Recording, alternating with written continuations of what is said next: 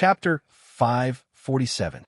From east to west, at the end of the central Red Rose pedestrian street was the Rose Theater. Among the hundreds of large and small cinemas in Xiangjiang, the Rose Theater was definitely not the largest and had the most advanced facilities. In fact, it only had 5 independent projection halls and did not have a 3D giant screen. It was not on the same level as the Oriental Hollywood Theater that was not far away. But in terms of popularity, the Rose Theater was no less than the Hollywood Theater. And in terms of popularity among couples, the former was even more popular than the latter. This was because all the seats in the Rose Theater were double seats, which were lovers' seats. They were spacious, comfortable, and extremely private.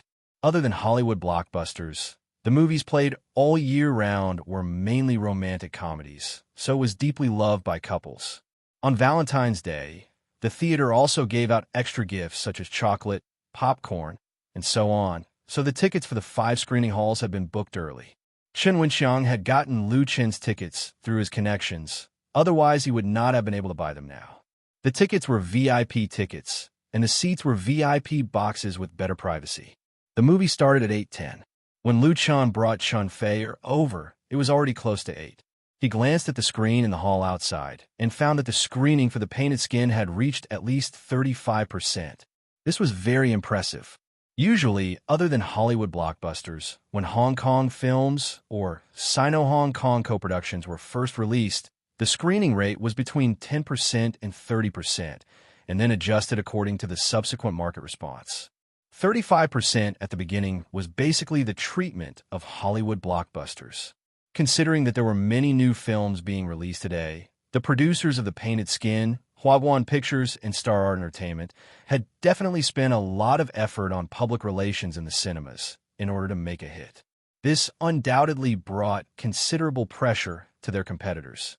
For example, Lu Chen's A Chinese Ghost Story, after many efforts and coordination by Jiayang Pictures, was only 20% of the screening in several major cinemas on the 21st, and it was not completely guaranteed.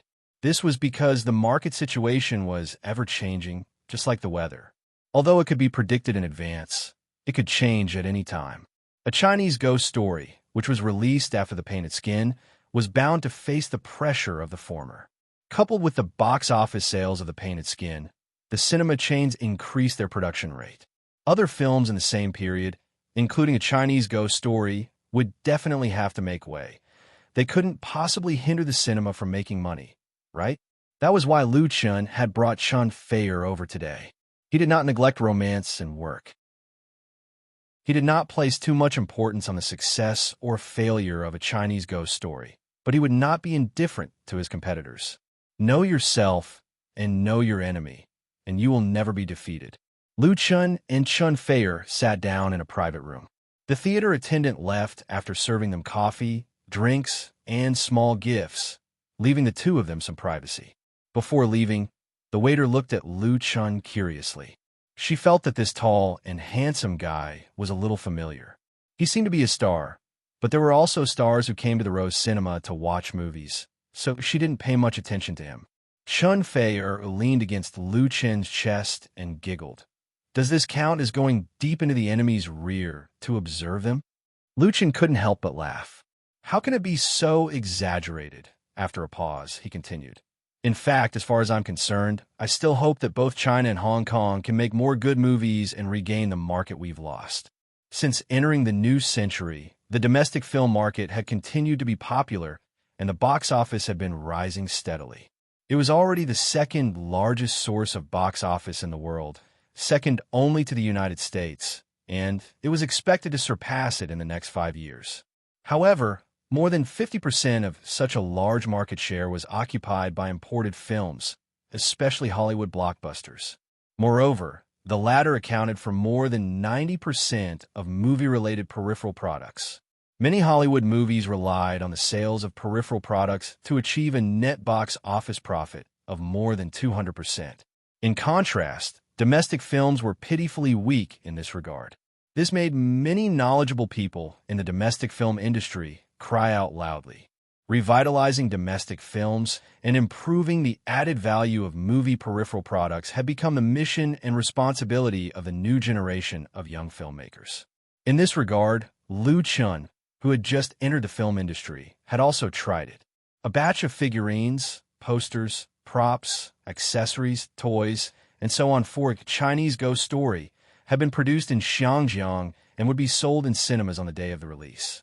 What he came in just now, Liu Chun deliberately bypassed the sales area of the movie peripheral products in Hall and found that there were basically no peripherals for the painted skin on sale except for the posters. Although Hollywood blockbusters had an absolute advantage in this regard, local film companies could not get used to this advantage and put themselves in the position of bystanders. They were worried that they would lose money and do nothing. On the other hand, this was also a manifestation of lack of confidence in the film itself.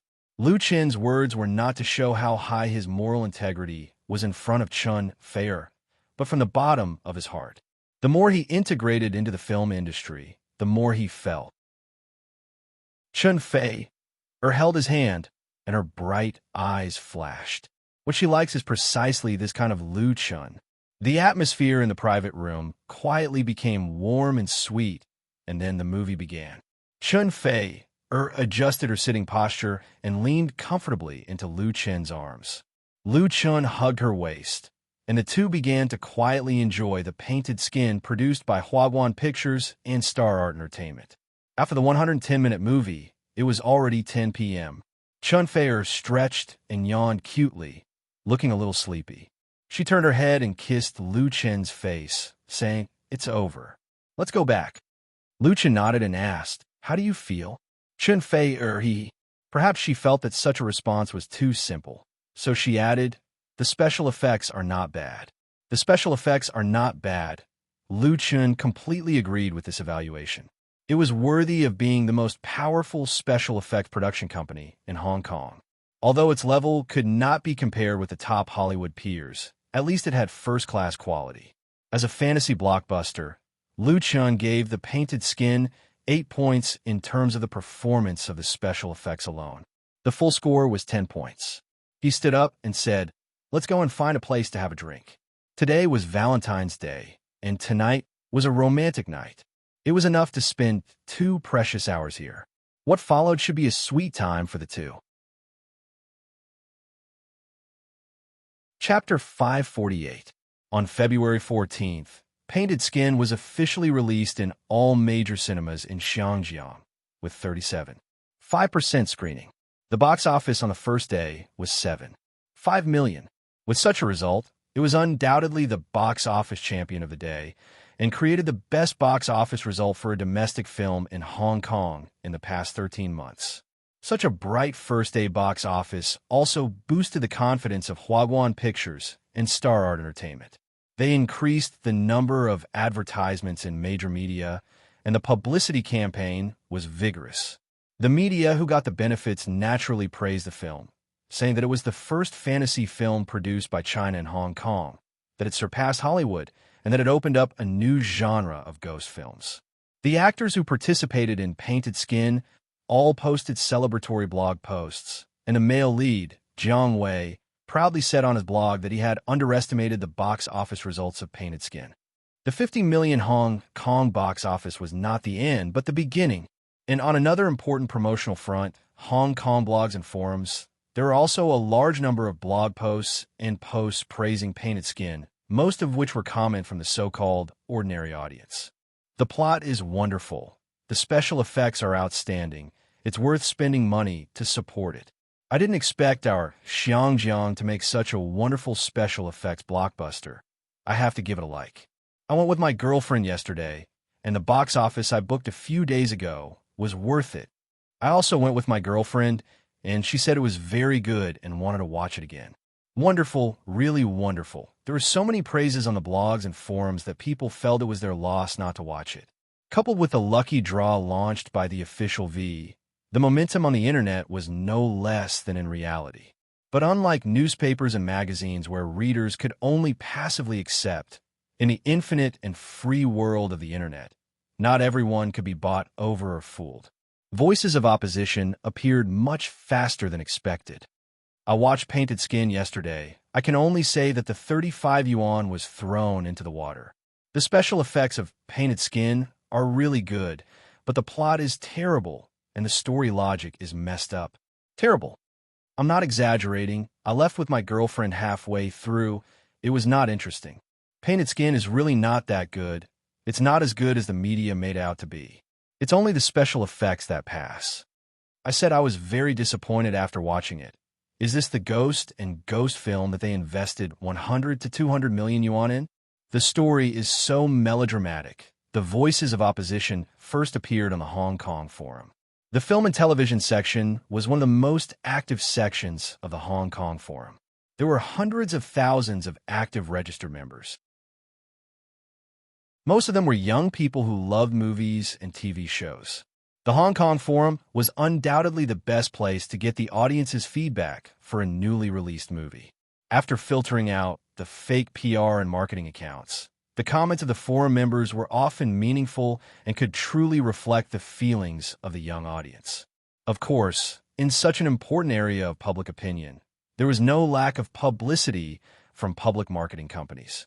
However, although there were many IDs praising Painted Skin, they could not suppress the voices of opposition. Most importantly, most of the positive comments came from the forum's Smurfs or marketing accounts, while the negative comments were mainly from senior members. Anyone who had been on the forum for a few days would know which one was more trustworthy. And these voices were quickly fed back to the blog, triggering more discussions. Hence, on the internet, the comments on Painted Skin were polarized. There were many good and bad comments, and the two sides could not come to an agreement, leaving the audience at a loss for what to do. At 9 o'clock on the 15th, a famous Xinjiang film critic, Wang Dong, posted a film review on his blog. The main character of this post was Painted Skin. Excellent special effects could not cover up the extremely pale plot. The messy story made this movie a disaster, so much so that a few people in the same hall as me left early. The special effects of Painted Skin are not so good that people can ignore these shortcomings. Although the media has hyped this movie to be comparable to a Hollywood blockbuster, it is still not a classic blockbuster after all. It is just an imitation. The director tried to adapt the original horror story into a poignant love story, mixing too many things into it. Most of the actors are young and beautiful, but their acting skills are not good. When I walked into the theater with hope in my hand, holding the movie ticket, what I got was disappointment. Xinjiang's film critics emerged in large numbers after Xinjiang's movies entered the golden age. At that time, they were very influential in the media. But since entering the internet era, where everyone could become a film critic and publish articles on the internet, film critics have been declining day by day. Most of the remaining film critics had become the mouthpieces of public relations and marketing companies. The difference between them and online pushers was getting smaller and smaller, and they were becoming more and more immoral. But there were still film critics with a conscience, and Wang Dong was undoubtedly one of them. He was a famous writer in Xinjiang's literary world, but he had always been paying attention to the development of Xinjiang's movies and wrote film review articles for many newspapers and magazines. Different from those marketing film critics who sold articles for a living, Wang Dong never took money from public relations companies when he wrote film reviews. Therefore, his film reviews were relatively more fair and just, and thus he had a high influence among many Xinjiang audiences. Especially many Xinjiang people in their 30s and 40s, they liked to read his film review articles. Of course, Wang Dong's film reviews were not perfect. He was more inclined towards artistic films rather than commercial films. Therefore, he often criticized those popcorn movies that sold well at the box office. As for the so-called SH*T, SH*T, SH*T, SH*T, SH*T, and laughing family happy movies produced in Hong Kong, they were criticized by Wang Dong to be worthless. This also caused him to become a figure that was not very popular in Hong Kong's film industry. But even if he was hated and despised by others, Wang Dong never changed his film review style. The producers of those praised movies would be complacent because of the free good reviews, but the producers of The Painted Skin Huaguan Pictures and Star Art Entertainment would definitely be very unhappy. The first to open fire was the male lead of The Painted Skin, Jiang Wei. He directly scolded Wang Dong's film review on his blog, saying that he took someone else's money to slander The Painted Skin. His words were very fierce. Although Jiang Wei quickly deleted his blog post, his criticism of Wang Dong still caused an uproar on the internet, and also made The Painted Skin a hot topic on Hong Kong's blogs. Chapter 549. On February 15th, the box office for Painted Skin was 8.6 million, up 900,000 from the previous day. Because on the 15th, all the major cinemas increased the number of screenings for Painted Skin, and the tickets for the next few days were basically booked out. The box office results were not affected by the negative comments online. It continued to lead the Hong Kong box office. On February 16th, the box office was 8.35 million, down slightly from the previous day. From the 14th to the 16th, the total box office for Painted Skin was 24.45 million. The results were extremely dazzling. It was said that HGC and Star Art Entertainment were already preparing for a celebration. But on the internet, the number of negative comments for Painted Skin suddenly skyrocketed. Many viewers who watched the film out of admiration began to complain on blogs and forums, saying that they were cheated or that the ticket price was not worth it. Although HGC and Star Art Entertainment increased their marketing efforts, they still could not suppress the voices of opposition. The plot was chaotic, the story was cliché, the actors were clumsy, except for the special effects. Everything else was simply unsightly. Some people joked that watching the trailer for Painted Skin was enough, and that there was no need to spend money, because the trailer concentrated the best parts of the special effects.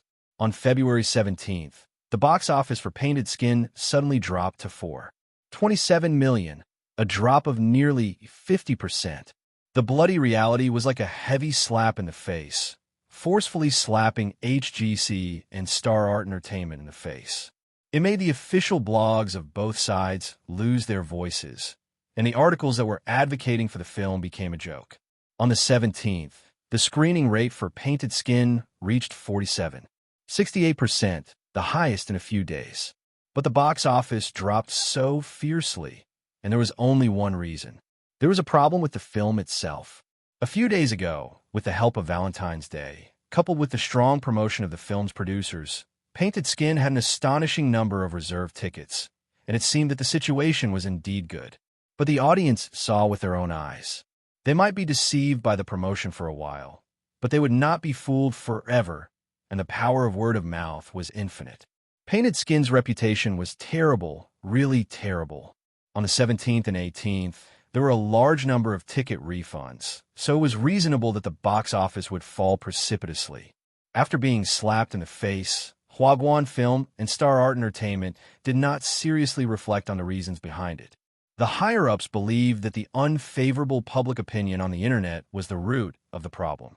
Therefore, not only did they not adjust their publicity strategy, but they also increased their investment in the media. Jiang Wei and a group of main actors also did their best to wave flags and shout for the film on different occasions.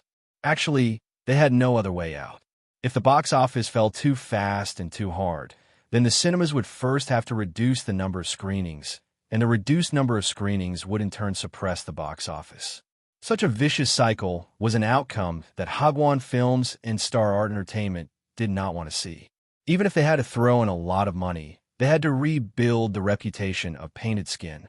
This was because it would affect the domestic screening, and that was where the box office was most important. At this time, HGC Films and Star Art Entertainment, who were a little overwhelmed, had forgotten one thing. A Chinese ghost story was about to be released. At 8 p.m. on February 18th, A Chinese Ghost Story held its premiere at the Triumph Theater. Unlike Painted Skin, which was as grand as an award ceremony at the Oriental Hollywood Theater, the premiere of A Chinese Ghost Story was quite low-key and simple. There was no noise of gongs and drums, and there was no ceremony for celebrities and actors to walk the red carpet. There were not even many media reporters invited. It gave people the feeling that Liu Chan's studio and Jiang Pictures had made a movie together and then invited their relatives and friends to come and watch it together and give them some opinions. It was so low-key that it was a little unseemly. However, although it was low-key, there were many entertainment reporters who rushed to the entrance of the Triumph Theater that night. This was because the official Weibo of A Chinese Ghost Story had already released the news in advance. In addition to the main actors of the film, members of the Xiangjiang Film Association, and media reporters, the guests attending the premiere also included many celebrity artists in the Xiangjiang entertainment industry. Among them was Liu Gangsheng. Most of the entertainment media were willing to send people to take a few photos just for this superstar. What's more, the stars of A Chinese Ghost Story, Liu Chun and Chun Fei-er, were now well-known mainland artists in Xiangjiang. Autumn in My Heart, which was being broadcast on Xiangjiang satellite TV, made Liu Chun and Chun Fei-er's popularity in Hong Kong rise steadily. Not only was this TV series deeply loved by those housewives, but it also had a great influence among the young people in Xiangjiang. The number of fans of the two was already comparable to that of the A-list stars in Xiangjiang. In addition, there was Nian Mingzhu, the female lead of A Chinese Ghost Story. Because of the stills, she became popular before the movie was released. However, her background was very mysterious, so there was naturally no lack of paparazzi to investigate. Because of this, a large number of reporters and fans had gathered in front of the Triumph Theater just after 7 o'clock. There were also many pedestrians and tourists who did not know the truth. Some fans held up paper cards with the words, "High price for tickets," and looked at the passers-by with anticipation. At the premiere of A Chinese Ghost Story, 150 of the tickets were given out by the official V in the form of a lucky draw. These fans wanted this kind of ticket. There were also some real fans who wanted to see their idols up close. Such a large number of people appearing at the entrance of the theater inevitably brought about a little chaos. Fortunately, the theater had already arranged security personnel to maintain order at the scene. The Triumph Theater was also an old big theater. It was located in the bustling area of Causeway Bay, very close to Victoria Park. Its scale and strength were second only to the Oriental Hollywood Theater. Whether it was a Hollywood blockbuster, a mainland film, or a local Hong Kong film, if the premiere was in Xiangjiang, then the premiere would not be held at the Oriental Hollywood Theater, but at the Triumph Theater. Liu Chun and the main cast of A Chinese Ghost Story were the first to arrive at the theater. After getting out of the car, he and Chun Fei were immediately surrounded by reporters. The flashes were all over the place, and the clicking of shutters was endless, mixed with the shouts of fans.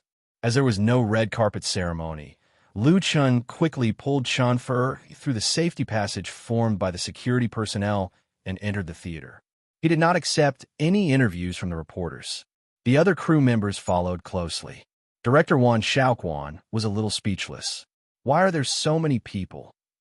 Chun Wenxiang, who was walking with him, smiled and said, "This is a good thing. It means that we are getting a lot of attention." Liu Gangsheng. Before he could finish speaking, a tsunami of shouts came from outside the theater behind him.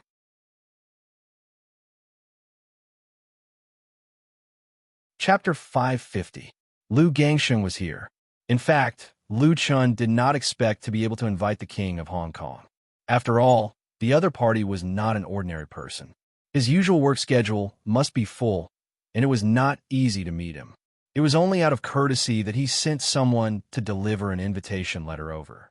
In the end, to Liu Chen's surprise, Liu Gangsheng actually said that he would personally attend the premiere of A Chinese Ghost Story and even posted a message on his blog. Liu Gangsheng had the highest number of fans on Hong Kong blogs. Among all the artists in the entertainment industry, he was also the most influential. Therefore, many fans came to meet their idol in advance tonight. Liu Gangsheng must have known this, so he did not take the VIP entrance of the underground parking lot of the Triumph Theater. Instead, he walked through the front like everyone else so that his fans would not be disappointed. Liu Gangsheng had always had an excellent reputation when it came to treating his fans. Because of this, he was deeply loved and worshipped by his fans, which indirectly strengthened the reputation of A Chinese Ghost Story. More than 10 minutes had passed since someone began to shout Lu Gangsheng's name until he appeared in front of the theater lobby. Brother Sheng, Lu Chun and Chun Fei were waiting together. That night, Lu Gangsheng was still wearing a dark blue suit and a white shirt. When he saw Lu Chun, he showed a familiar smile. "We're not late, are we?" Lu Gangsheng didn't come alone. He had a female companion with him. This female companion was in her 40s. She was tall and slender, wearing a purple evening gown. She had a graceful bearing and a beautiful face. Her long hair was dyed dark brown and fell to her shoulders. Although she was no longer young and crow's feet could be seen at the corner of her eyes when she smiled, no one would ignore her existence standing next to Lu Gangsheng. In fact, her name had already been called by many people outside. Lu Gangsheng introduced, "This is Tina, my good friend. This is Lu Chun, Chun Zai." The woman's eyes flickered. She took the initiative to extend her hand to Lu Chun and said with a sweet smile, "I've heard the Hong Kong students talk about you several times. You're really a hottie." Lu Chun quickly held her hand and said, "Hello, Sister Tina. I didn't expect you to come." Tina's Chinese name was Shi Fang. She was an artist who debuted at the same time as Lu Gangsheng. She was also a superstar in Xinjiang's film, television, and music industry. Since her official debut, Shi Fang has released a total of 12 solo albums, with a total sales of tens of millions of records. Many of her classic songs have been popular in the country for a time, with countless fans. Shi Fang had also acted in many films and TV series. She had won as many awards as Lu Gangsheng in music and film, and even more in music. It was just that 5 years ago, Shi Fang had a serious illness. During her treatment and recovery, she had basically retired from the entertainment industry. She rarely appeared in public, but her influence was still there. Today, she had come with Lu Gangsheng to attend the premiere of Chinese Ghost Story. Tomorrow, she would definitely make the headlines of the entertainment section. Shi Fang looked very good. There were rumors that she had an incurable disease. Now she must have recovered. Otherwise, it would be impossible for her to talk and laugh with people. Lu Chun introduced Chun Fei to Shi Fang. Chun Fei was also Shi Fang's fan. She was very excited to see her idol, and Shi Fang also liked Chun Fei. The two of them soon had a pleasant conversation, leaving Lu Chun and Lu Gangsheng aside. Lu Gangsheng shook his head a little helplessly. He asked Lu Chun, "Chun Zai, is it convenient for us to talk?" Lu Chun, "Of course, no problem." Lu Gangsheng certainly didn't bring Shi Fang over for no reason. What he talked about with Lu Chun was not complicated. He just hoped that Lu Chun could tailor a few works for Shi Fang's new album. After 5 years of silence due to illness, Shi Fang was ready to make a comeback. She needed a new album to announce her comeback. But in terms of music, the Heavenly Queen had always been very picky. She had originally graduated from the Hong Kong Conservatory of Music. She was not lacking in professionalism and appreciation. She had high requirements for her works. She could also arrange her own lyrics and play the piano. She could also be regarded as a talented woman. However, in today's Hong Kong pop music world, what was lacking was excellent composers. The powerful and talented seniors had either retired, passed away, or had lost their inspiration. Shi Fang could not choose a few satisfactory songs. With her name, the agency could invite a lot of songs, but quantity did not mean quality. If Shi Fang was not satisfied, she would not make a comeback. The Heavenly Queen of Hong Kong was quite stubborn and would not listen to anyone. Under such circumstances, as Shi Fang's friend in the circle, Lu Gangsheng recommended Lu Chun to her. Today's Lu Chun was no longer the person who only a few people in the circle knew when he first came to Hong Kong. His talent had been widely known, and his works were also known by more and more people. The nickname Gold Digger spread like wildfire in the circle. There were also many singers and entertainment agencies who came to him for songs. The best example was undoubtedly Xu Jing. At present, her new album, Time is Good, had achieved very good sales in Hong Kong and the mainland. With the two works, Summer Wind and Courage, written by Lu Chun for her, she was steadily ranked among the top female singers in Hong Kong. After listening to a few works sung and written by Lu Chun, Shifang immediately made a decision. That was why she appeared here tonight. After understanding the cause and effect, Lu Chun said without hesitation, "Brother Sheng, let's make an appointment to talk." Lu Gangsheng had always appreciated Lu Chun. Without the support of this superstar, he could not have developed so smoothly in Hong Kong and could not have integrated into the circle so quickly. With his favor, how could Lu Chun not give face? Besides, writing songs for Shifang was also a very honorable thing. He did not know how many songwriters begged for it. Hearing Lu Chun agree happily, Lu Gangsheng said with a smile, "Thank you." His gratitude was very sincere, which made Lu Chun's heart move. In Hong Kong's entertainment circle, Lu Gangsheng and Shifang were recognized as good friends. The friendship between the two could be traced back to more than 20 years ago, which became a popular story. The two had also been rumored, but in the end, it was not true. Shifang had 2 boyfriends, but they broke up amicably and she was still single. And Lu Gangsheng already had his own wife and children. On this side, Shifang and Chen Fei were almost done talking. It was almost 8 o'clock, so everyone entered together.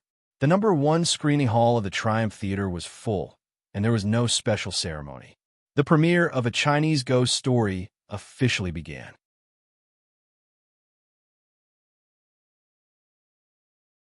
Chapter 551. 90 minutes, 1.5 hours, and 2 classes. He could take the high-speed train from Hangzhou to Nanjing. Also, he could watch a movie in the cinema. The premiere of A Chinese Ghost Story at the Triumph Theater started at 8 o'clock in the evening and ended at 9:30. Clap, clap, clap. When the lights in the movie hall lit up, the silent audience seemed to have suddenly woken up from a deep sleep. No one knew who took the lead to applaud, and then the applause quickly spread throughout the audience. At first, it was a little messy, but soon it became the same rhythm, like a summer storm, fast and fierce, shaking back and forth in the theater. One by one, the guests stood up and turned to the seats where the crew members of A Chinese Ghost Story were sitting, sending their sincere and warm congratulations. As guests invited to the movie premiere, after watching the movie, no matter how they visualized it, applauding was a basic courtesy, but there were differences in etiquette. A Chinese Ghost Story received the highest respect. Among the hundreds of guests, there were representatives of film and television entertainment companies, stars and artists in the entertainment industry, media reporters and writers, and members of the Xiangjiang Film Association. There were also members of the jury of the Xiangjiang Film Support Project. These people, who represented the upper echelons of the film and television industry in Xiangjiang, could not be easily bribed. They had their own positions, their own standards of judgment, and their own preferences. It was all because of the strength of A Chinese Ghost Story that they were able to sincerely congratulate the crew members. Congratulations! The first to congratulate Lu Chun was Lu Gangsheng. "You made a good movie, very good." Lu Chun held the hand of the king of Xiangjiang and said gratefully, "Thank you, Brother Sheng." Lu Gangsheng patted him on the shoulder and said with a smile, "Next time there's a good script, save a role for me." Lu Chun quickly said, "That's my honor." With Lu Gangsheng's status and influence in the Xiangjiang entertainment industry, he had a lot of scripts to choose from. Countless film and television companies wanted to cooperate with him. Of course, the premise was that they could afford Lu Gangsheng's salary, which was one of the highest among the male actors in Xiangjiang. And he took the initiative to ask Lu Chun for a role, not only to give face to Lu Chun, but also to express his appreciation for A Chinese Ghost Story. Shifang, who was with Lu Gangsheng, interrupted, "Count me in."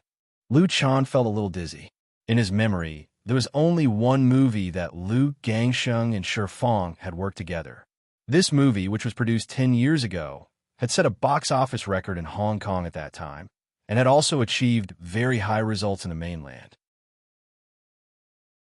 Although the two were very good friends, this was the first time they had worked together in a movie.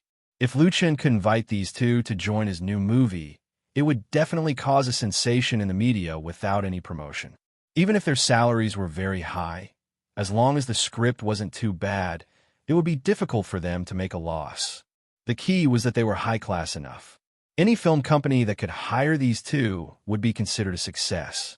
Of course, Liu Gangsheng and Shi Fang might be just being polite, so Lu Chen wouldn't lose his mind immediately. He was only stunned for a moment before he smiled and said, "I'll write the script when I get back tonight." Liu Gangsheng and Shi Fang both laughed. Shi Fang sighed and said, "I like the theme song of this movie very much." "I like it very much," she asked. "What's the name of this song?" Lu Chen replied, "The Road Changes with the People." He answered in Cantonese because the theme song was a Cantonese song. There is also a Mandarin version for the mainland. "The road changes with the people." Shi Fang softly recited these words, and a trace of disappointment appeared on her face. It seemed that she had thought of something. Liu Gangsheng quietly held her hand, then said to Lu Chen, "You should go up." Lu Chen nodded and took Chen Fei and all the main cast members of A Chinese Ghost Story onto the stage of the theater. Lu Chen, Chen Fei, Nie Mingzhu, Ma Rongjin, Wan Xiaoquan, Chen Wenxiang. Other than Lu Chen and Chen Fei, the others were basically unknown in the film and television industry in Hong Kong. Only Ma Rongjin was considered senior, but he had been a flop for a long time. No one had heard of Wan Xiaoquan at all. Lu Chen had only recently become famous in the circle. It could be said that the lineup of A Chinese Ghost Story was not strong at all. There were not many actors, and there were very few investments in special effects. However, the movie was unanimously approved by the picky guests. The applause lasted for a few minutes before it ended. As for the ordinary audience who were lucky enough to attend the premiere, they cheered loudly and even clapped their hands until they turned red. Thank you everyone." Lu Chen led the crew to thank the guests and the audience. Next, it was time for the interview. Many cameras had already been set up, and the long and short cameras were aimed at the actors. In particular, Lu Chen, Chen Fei and Nie Mingzhu received the most attention from the reporters. When it was time to ask questions freely, a reporter sitting in the front row couldn't wait to stand up and said loudly, "I'm a reporter from Film Weekly. May I ask, Mr. Lu Chen?" The media interview lasted for more than an hour. None of the reporters in Hong Kong were easy to deal with. Even if they also liked A Chinese Ghost Story and had received a red packet from Lu Chen's studio, they would still ask tricky questions. At this time, it was very difficult to see the ability of the interviewee. If they made a fool of themselves, they would definitely be ridiculed by some media in the newspapers tomorrow. Lu Chen was no longer a fledgling artist. The memories of the 3 lives in the dream world had also made him far wiser and more mature than his peers. Even in the face of the aggressive questions from the reporters, he still handled it with ease. After a few rounds of exchanges, although the reporters from several newspapers and websites could not say that they were convinced, they at least secretly admired Lu Chen's sophistication and cleverness. They could not find any flaws in him at all. They had no choice but to shift the focus to Chen Fei and Mingzhu and the others. "Miss Chen Fei, everyone knows that you're Lu Chen's girlfriend. You have starred in 2 TV series together, and both of them are absolute male and female leads. Why is the female lead of A Chinese Ghost Story Miss Nie Mingzhu, while you play a fierce and vicious villain?" A reporter from a certain newspaper stared at Chen Fei, and asked without blinking. Chen Fei had been in the industry for many years. What kind of reporters had she not met? Faced with such a question, she smiled and said, "It's precisely because Mr. Lu Chen and I starred in 2 TV series that I changed my role this time. This way, the audience will not be tired of it, and I can also challenge my own acting skills." She held the microphone and spoke with confidence. Her whole body was filled with a beautiful and confident aura, making it impossible for people to nitpick. In A Chinese Ghost Story, Chen Fei was the big boss, and here, she was still the queen.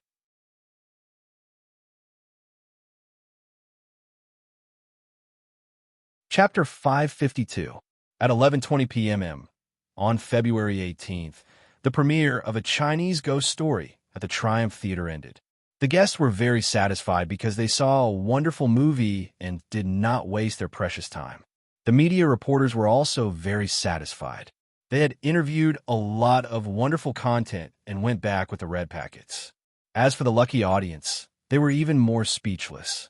When leaving the theater, some audience members were stopped by the reporters outside to interview them.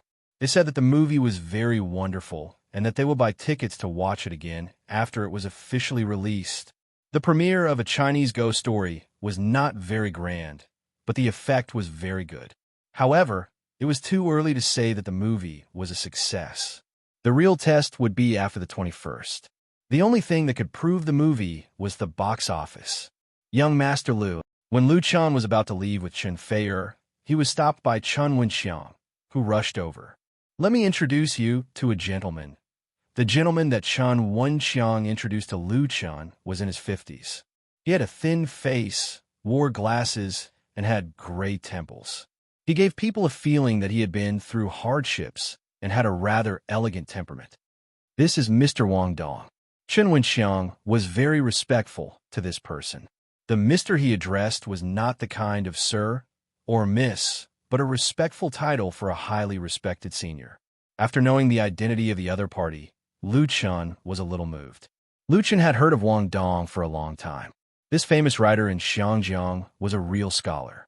He used to be a professor at Xiangjiang University, wrote for many newspapers and magazines, and published many novels that reflected various social aspects of Xiangjiang. He was also a film critic who cared about Xiangjiang's movies. A real scholar had his own style. Wang Dong never took any benefits when writing film reviews. He wrote according to his heart. Not long ago, he severely criticized the painted skin and even caused the male lead of the painted skin, Jiang Wei, to scold him on his blog. However, Jiang Wei also suffered a lot because of this. Not only was he reprimanded by many people in the industry, but he also lost more than 100,000 fans on his blog. In the end, he had to apologize publicly. Wang Dong had offended many people in the industry, but he also had many friends. For the premiere of A Chinese Ghost Story, Liu Chan Studio and Jiayang Pictures sent out many invitations, including many well-known film critics in Hong Kong, including Wang Dong. However, neither Liu Chan nor the people from Jiayang Pictures expected Wang Dong to come. That was because Wang Dong had always bought his own tickets to watch the movies and never accepted the hospitality of the producers. Therefore, when he saw Wang Dong in person, Liu Chan couldn't help but feel surprised. He quickly stretched out his hands and said, "Hello, Teacher Wang. I didn't expect you to come as well. Please forgive me if I've neglected you." Wang Dong let out a faint smile and shook hands with Liu Chan. Then, he said, "I heard a few friends talking about you, so I came to see you. I'm not disappointed." Chen Wenxiang, who was standing at the side, was pleasantly surprised. He had been in the Xiangjiang film and television entertainment circle for decades and knew a lot of people from all walks of life. Naturally, his understanding of Wang Dong was far better than that of Liu Chan. Therefore, he was very clear that the words "not disappointed" sounded very ordinary, but when they came out of Wang Dong's mouth, the meaning was really extraordinary. Although Liu Chan didn't understand why, he still thanked him. "Thank you." Wang Dong let go of his hand, and his expression became serious. "But your movie is far from perfect. Many of the details are crude, although the characterization of the characters is excellent." As a writer and film critic, Wang Dong's perspective on movies was undoubtedly different from that of ordinary audiences. He mainly evaluated the shortcomings of A Chinese Ghost Story from a professional and artistic point of view. Liu Chan accepted all these opinions. The filming of A Chinese Ghost Story, including post-production special effects, editing, and dubbing, only took a total of more than 2 months. Although the movie did not involve many characters and plots, time did not allow it to reach a perfect level. On the other hand, the excessive pursuit of perfection also meant a big increase in the cost. After Wang Dong finished speaking, he gave a positive affirmation. "In general, the flaws don't obscure the beauty. Work hard." After saying that, he nodded at Liu Chan and turned to leave. Why did he leave just like that? Liu Chan was a little dumbfounded. He quickly called out, "Mr. Wang, young Master Liu, you don't have to ask him to stay." Chen Wenxiang stopped him, shook his head, and said, "Mr. Wang's temper is like this. He doesn't like to be polite with others." Wang Dong's temper was famous in the literary circle for being straightforward. When he talked to others, he often spoke bluntly and didn't use polite words. As a result, he had offended many people. Lu Chan said helplessly, "I still want to talk to Mr. Wang a little more." Chen Wenxiang said with a smile, "He has already told you a lot. Wait for the blog tomorrow." Chen Wenxiang was really happy. Wang Dong's influence among the young people in Xiangjiang was very weak. Many young people in Xiangjiang had never heard of him, but for those in their 40s or 50s, there were few who did not know his name. Xiangjiang people in their 40s or 50s were also an important source of box office. Since Wang Dong recognized A Chinese Ghost Story, his film review would definitely bring a lot of box office to the film and expand the audience. This was undoubtedly a good sign for A Chinese Ghost Story, which had not been officially released yet. People in Xiangjiang were very superstitious, and Chen Wenxiang was no exception. As the director of Luchan Studio, he had high hopes for the studio's first movie, not to mention that his daughter was also in A Chinese Ghost Story. At this moment, no one noticed Ma Rongjin, who was standing in the corner of the lobby. Tonight was like a dream for Ma Rongjin. How long had it been? Even he himself couldn't remember when was the last time he stood under the spotlight and was surrounded by reporters. This long-lost glory made Ma Rongjin feel that it was unreal. Although the reporters' attention was mainly focused on Lu Chan, Chen Fei-er, and Ye Mingzhu as the most important supporting actor in A Chinese Ghost Story, he, an old actor who had been down and out for many years, still received some attention. As long as the box office of A Chinese Ghost Story was passable, it would not be a problem to find another role. There was no need to struggle every day in the Lion Rock film and television city for a chance to get a lunchbox. At this moment, Ma Rongjin prayed to the gods in the sky, hoping that the box office of A Chinese Ghost Story would be a big hit. The higher the box office of A Chinese Ghost Story, the higher his value and the higher the pay he could get. At his current stage, he really had nothing else to ask for. On February 21st, a week after The Painted Skin was released, A Chinese Ghost Story hit all the major cinemas in Xiangjiang and began to compete for the box office.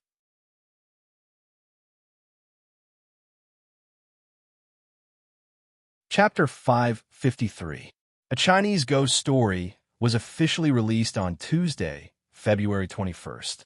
And just yesterday, its biggest competitor, Painted Skin, announced its first week's box office. From the 14th to the 19th, the movie, co-produced by Huaguan Pictures and Star Art Entertainment, had a total of 76 million, which was quite a dazzling result. In the past decade, Xiangjiang's local movies had been in a bad situation under the impact of Hollywood blockbusters. A large number of film and television production companies had closed down, the industry's talent had left, and there were few good box office results. Although Painted Skin was a co-production, it was advertised as a Hong Kong production, so the 77 million box office in the first week broke the record for a Hong Kong film in the past 3 years. Huaguan Pictures and Star Art Entertainment naturally celebrated. Even Jiang Wei, who was forced to apologize for scolding Wang Dong, became active again on his blog, posting several blog posts to show off, feeling very proud of himself. But the people who didn't know the truth would think that Painted Skin was doing very well, and that the Hong Kong box office breaking the 100 million mark was just around the corner. But the people who knew the inside story had a very different view. Painted Skin's results in the first 3 days were indeed eye-catching. The 45 million box office was incomparable, showing a soaring momentum. However, on February 17th, Painted Skin box office suddenly dropped to 27 million, compared to the 16th, a drop of nearly 50%. On February 18th, Painted Skin box office 2 million, continuing to drop sharply. It was not until the 19th that the box office of 85 million showed signs of recovery, accumulating 77 million in the first week, and maintained around 5 million for the next 20 days. On the surface, it looked very good. A box office of 5 million a day, many Xiangjiang movies might not be able to achieve even after a few weeks of release, but it could still crush the Hong Kong films released at the same time. But an insider revealed that starting from the 19th, Huawan Pictures and Star Art Entertainment started to push the market. To put it bluntly, they were buying box office. The so-called buying box office referred to some film producers using unfair competition to create the illusion of high box office, squeezing out competing films at the same time. That was, the producers paid for a large number of movie tickets, then gave them to the audience as gifts or sold them at a low price. Because the cinema was a scarce resource, buying box office to create false box office figures, not only would it mislead the audience's choice, but it would also cause pressure on other films. There was the phenomenon of buying box office in Hong Kong, but it was more common in China. The source was Hollywood in the United States. It was an unspoken rule in the film industry, and everyone had a tacit understanding about it. The box office earnings were only $5 million, so the actual box office earnings could be imagined. Most importantly, Painted Skin had received a flood of negative reviews online, and the subsequent box office results were worrying. And at this critical moment, A Chinese Ghost Story was released. There was no need to say much about the competitive relationship between A Chinese Ghost Story and Painted Skin. Both films were adapted from Pu Songling's Strange Tales from a Chinese studio. First of all, the theme was similar, and they were both fantasy ghost films. Moreover, there were other grievances between the two sides. A Chinese Ghost Story was released a week later than The Painted Skin.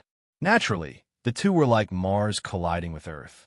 It was quite eye-catching in the industry and could be considered one of the hottest topics in the industry. Many people in the industry believe that it was impossible for A Chinese Ghost Story to beat Painted Skin in the box office. First of all, the investment between the two was several times different, and the cast of the latter was also stronger than the former. As for the most important publicity, Painted Skin crushed A Chinese Ghost Story in all aspects. This could be seen from the premieres of the two films. If A Chinese Ghost Story had not benefited from Lu Gangsheng and Shi Fang, it was estimated that not many media outlets would have published such a large coverage. There was another very important point. The Painted Skin had the upper hand and consumed a large portion of the box office potential. Naturally, it also put a lot of pressure on the box office of the same genre, A Chinese Ghost Story. Everyone had seen this kind of film before, so they really had to think twice before taking out money. Everyone's money did not fall from the sky. Finally, Painted Skin would definitely suppress A Chinese Ghost Story by buying box office earnings. Therefore, the latter was facing a very serious situation. Some professionals estimated that the box office earnings of A Chinese Ghost Story in Hong Kong should be between 15 to 25 million. The real battle between the two sides was still in mainland China. Regardless of the public opinion in the industry, A Chinese Ghost Story arrived on time at all the major cinemas in Xianjiang. On that day, the screening for A Chinese Ghost Story was 75%, which was even less than the 20% estimated a few days ago. The reason was naturally because of the malicious pressure from its competitors. 75% screening could not be said to be too bad, but compared to Painted Skin, it was undoubtedly a long way off. As for the booking, the online and phone booking results of A Chinese Ghost Story were also not ideal. After the premiere on the 21st, only a mere 20,000 tickets were booked. "Ah oui, I'm downstairs." Chi Zihao held his phone and asked in a low voice, "When can you come down?" He was very nervous, and his palms were sweaty. He tried his best not to make his voice tremble. His slightly strange appearance made the aunties who passed by cast him a strange look. Chi Zihao did not notice at all. All his attention was on his phone. He was worried that a hui would stand him up. Chi Zihao was a second-year student at Jiulong Mingda High School in Xianjiang. Recently, he had fallen in love with a first-year junior. Chi Zihao came from an ordinary family. He was fair and clean. Although he wasn't exceptionally handsome, his looks weren't too bad either. It was just that he was a bit introverted and timid, so he hadn't held hands with any girls until now. And to pursue a girl, one must be bold and thick-skinned. Chi Zihao liked Jia Hui, this straightforward and cute junior, So with the encouragement of his good friend, he mustered up the courage to pursue Jiahui. Unfortunately, there was no lack of suitors for a junior like Jiahui. In addition, he was not good with words and was not stunning, so far he could only say that there was a little hope. He was at least 3 streets away from success. Tonight was the first time that Chizaheo had asked Jiahui out. Although the latter had agreed, Chizaheo was still worried about the gains and losses before he met her. "Why are you here so soon?" Fortunately, Jiahui did not intend to go back on her word. She said on the phone, "Then give me another 10 minutes, can you?" Chizaheo suddenly felt as if he had been granted amnesty. He quickly said, "No problem, 100 minutes is fine." Jiahui's uncontrollable laughter immediately came from the phone, making Chizaheo's face turn red. He wanted to slap himself. It was too embarrassing. After ending the call, Chizaheo scratched his head in annoyance. He had a feeling that if he could pursue success, it would all depend on his performance tonight. In the end, he lost a point.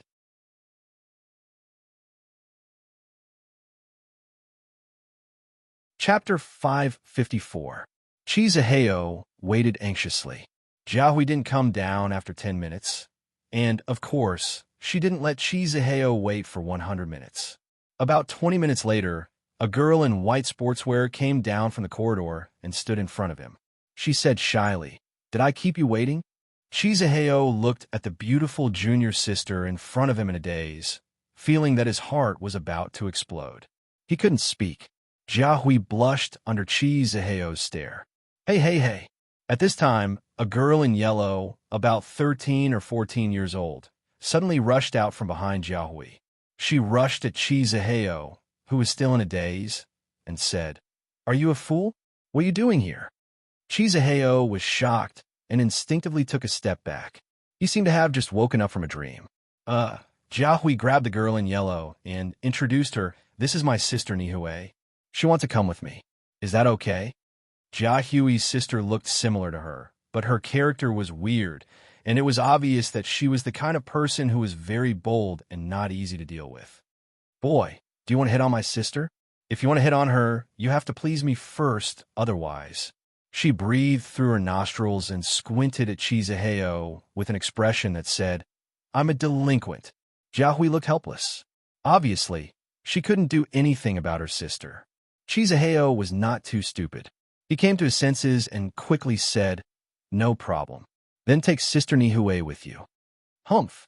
Nihue curled her lips and said, "Don't call me so intimately. I'm not your sister. Where are we going to play tonight?"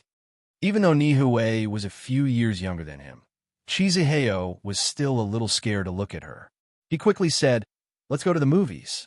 A Chinese ghost story is on tonight. Lu Chun and Chun Fei are the leading actors." He had heard from his friend that Nihue had recently been fascinated by a TV series called Romance in My Heart, which was on the air on satellite TV. The leading actor and actress in the series were played by Lu Chun and Chun Fei. Therefore, Chizaheo searched for information about these two celebrities online and found out about a Chinese ghost story. Jiahui was pleasantly surprised. "That's great. I was just about to see it. Watching a movie again? Old-fashioned." She preferred to go to the arcade or the ice skating rink. Chizaheo couldn't care less about her feelings. Seeing that Jiahui liked it, he finally felt relieved. Of course, there was still a small problem. He had only booked 2 movie tickets online, and he didn't know if there were any left. Fortunately, with the development of technology, smartphones could be installed with ticket booking apps. Therefore, Chizaheo used his phone to book an additional ticket for Nihue in the taxi. The tickets for tonight's official screening of a Chinese ghost story were selling well. He was lucky enough to catch the last bus and grab one of the last 2 tickets. Of course, it was impossible for it to be next to the seat he had originally booked. However, this was exactly what Chizaheo hoped for. However, he soon discovered that his thoughts were completely wrong. When he arrived at the cinema to pick up the tickets, Nihue directly snatched the 2 tickets next to each other and left the one that Chizaheo had just booked, leaving him speechless and speechless. After all, Chizaheo was not a fool. In such a situation, He did not foolishly stay in the corner and watch. Instead, he discussed with others and paid a price to change his seat. Finally, he sat next to Jiahui. This made Nihue look at him in a different light. "You're not stupid, are you?" Chizaheo scratched his head with a silly smile. He looked at Jiahui, his eyes full of joy. Jiahui blushed again and whispered, "Let's watch a movie." The lights in the cinema dimmed, and the opening scene of the movie appeared on the big screen. The voices of the audience disappeared, and everyone's attention was focused. People in Xiangjiang liked to watch movies, and the quality of the audience was usually relatively high. During the movie, everyone would consciously keep quiet, and their mobile phones would be set to vibration mode, so as not to disturb others watching the movie. Chizaheo looked around and found that the cinema, which could accommodate nearly 200 people, was full, and most of the audience were couples. He couldn't help but sneak a glance at Jiahui again. But Jiahui's eyes were only fixed on the screen. Chizaheo's attention turned to her. He adjusted his sitting posture and began to enjoy the movie. The first thing that appeared on the screen was the logo of Jiayang Pictures. This logo was not very familiar to the audience in Xiangjiang, and the logo of Luchin Studio was even more unfamiliar. After the short opening, the movie officially began. A close-up of an old stone tablet appeared on the screen, and the three big words Lanrua Temple appeared in the audience's line of sight. The background was an ancient temple shrouded in the night. Coupled with the embellishment of the soundtrack, a kind of desolate and strange atmosphere quietly attacked, making the audience's heart involuntarily rise. Chizaheo, who was originally a little distracted, was also attracted. The story of a Chinese ghost story unfolded. The scholar who stayed in the ancient temple at night, the beautiful woman who quietly appeared, and the seemingly routine love encounter was the beginning of a bloodthirsty killing. In just 2 minutes, the audience was brought into a strange world. Against the background of the blood-red brocade, the 4 handwritten words, "A Chinese Ghost Story," appeared, and the theme song of the movie, "The Road Follows the Man," played. The protagonist, Ning Kaichun, also appeared on the stage. A down-and-out scholar, trekking in the wilderness, suffering all kinds of hardships, formed a perfect match with the theme song.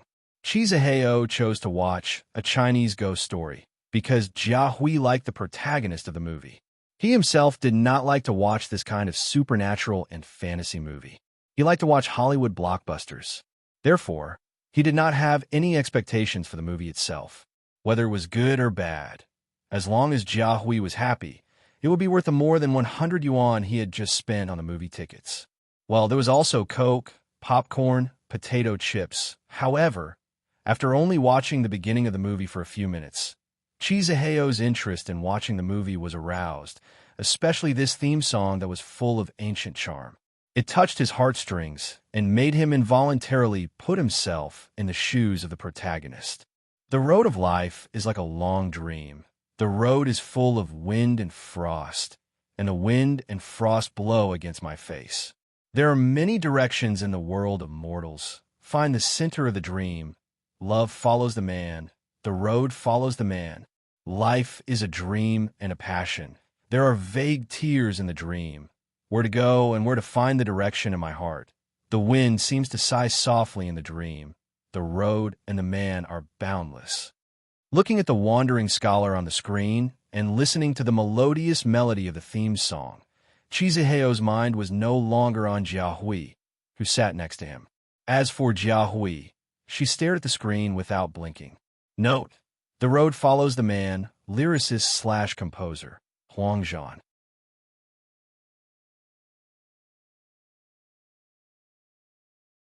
Chapter 555. How dare you? How dare you rob me of my money? In the wilderness, a torrential downpour poured down. 6 or 7 burly bandits were running for their lives. Although they held sharp weapons in their hands, they couldn't hide the fear on their faces. It was as if there was some kind of demon chasing after them. Accompanied by a thunderous roar, a black-clothed warrior rushed out from behind the bandits, brazenly killing his way into the fleeing crowd. However, a swift and fierce sword light flashed, and a head flew into the sky. The blood splashed on the face of the scholar, who was scared out of his wits, leaving him dumbfounded. However, the massacre was still ongoing. The black-clothed warrior brandished his sword and charged left and right, but no one was a match for him at all. In their despair, two bandits tried to fight back with their lives, but they were cut down by the black-clothed warrior with a single slash. In the audience, Chizuheyo's blood was boiling. He had seen a lot of Hollywood blockbusters before, and the fights in them were fierce and bloody. However, compared with the one-minute scene in a Chinese ghost story, they were too crude and simple. They were violent, but not charming. Kill a man in 10 steps. Leave no trace for 1,000 miles. And leave when the deed is done. Hide yourself and your name. Chizuheyo couldn't help but think of the famous lines in Li Bai's Journey of the Gallant. The scene on the screen and the exciting soundtrack made the background of the chaotic world so vivid in his eyes. There were also a few exclamations from the audience around him. The movie had just started, and the scenes in Lanrua Temple and the straw hut in the wilderness had left a deep impression on everyone, making them look forward to the rest of the plot. In other words, the audience's appetite was whetted. On the screen, the story continued. The scholar Ning Kai-chun went to Guobei County to collect debts, and Fengyu was forced to stay in the legendary Lanrua Temple.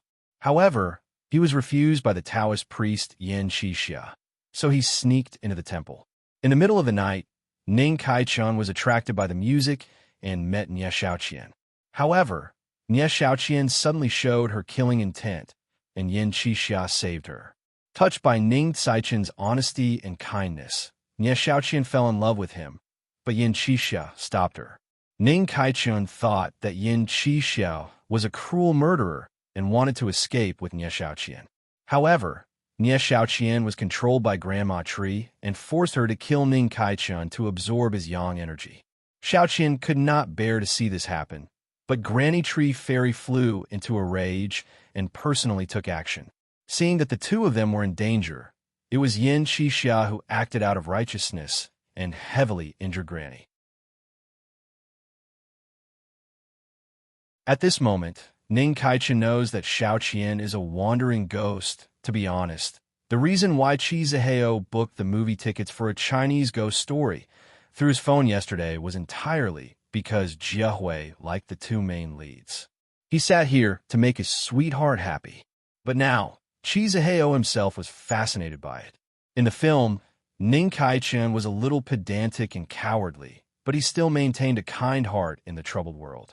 For the sake of his loved ones, he showed extraordinary courage in the face of real danger.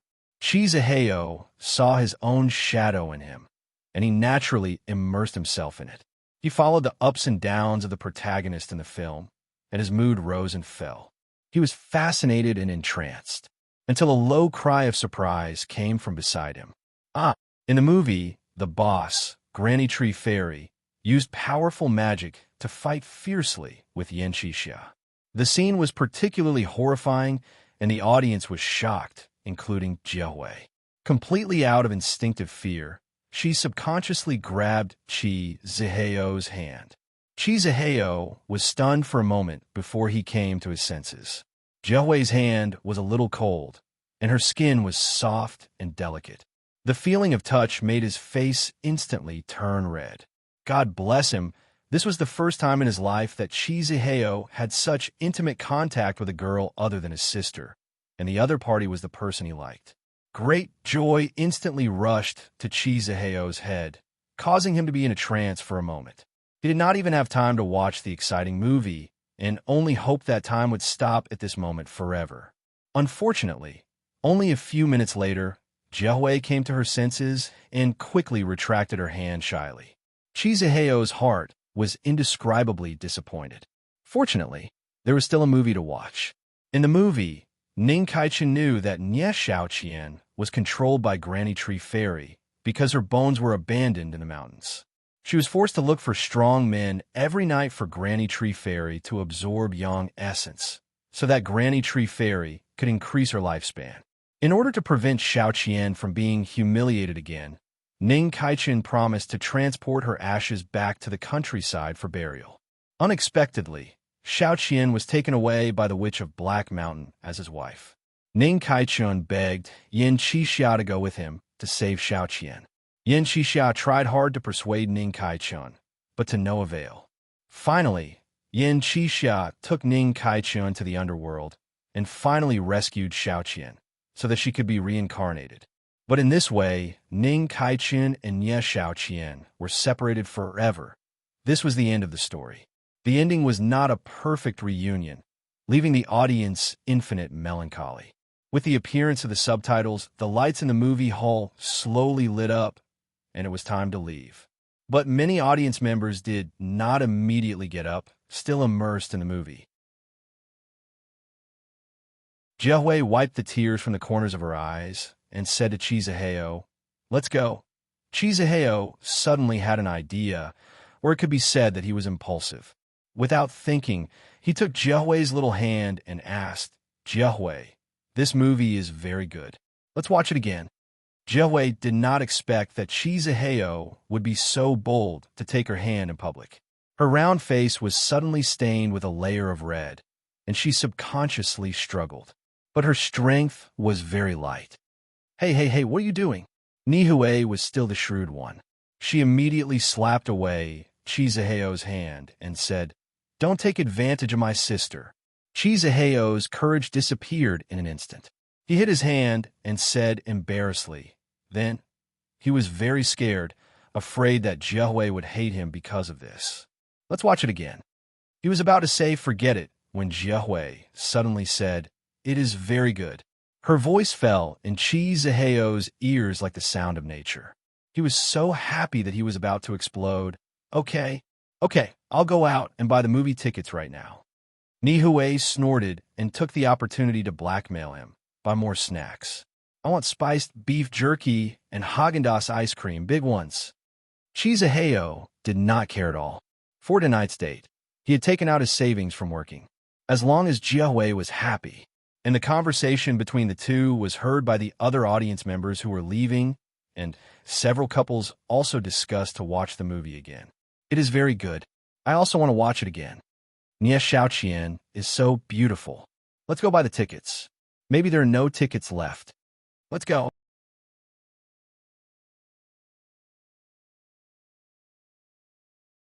Chapter 556. When Chizaheo came out of the cinema with the two girls, it was already 11 o'clock at night. A Chinese ghost story was 90 minutes long, and it would take 3 hours to watch it again. Plus the interval in between, it was naturally very late after watching the second scene. Jiahui began to worry. "Oh, it's so late. My family must be worried." Nihui didn't care. "What are you afraid of? They haven't called yet. It's not too late now." Chizaheo said considerately, "I'll send you home now.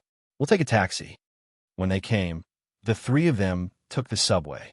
It was cheap, but it was definitely not as convenient as a taxi. Chizaheo finally became courageous at night. He knew that he must not be stingy to please girls. He used the holidays to make money. Wasn't it for this moment? Jiahui hesitated. "That's too expensive." At night, Chizaheo treated her and Nihui to 2 episodes of a Chinese ghost story. He even bought a lot of snacks to stuff into Nihui's mouth. There were definitely at least 300 to 400 yuan. Chizaheo, like her, was obviously not a child of a rich family. Taxis in Shangjiang were not cheap. Before she finished speaking, her sister Nihui pulled her and ran forward. "Don't be long-winded. We'll take a taxi."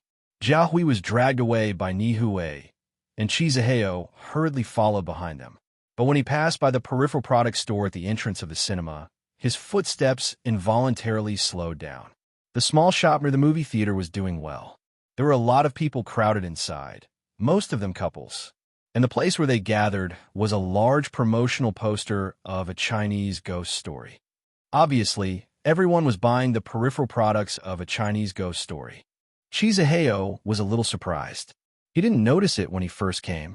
He didn't expect that this ghost movie would have peripheral products for sale.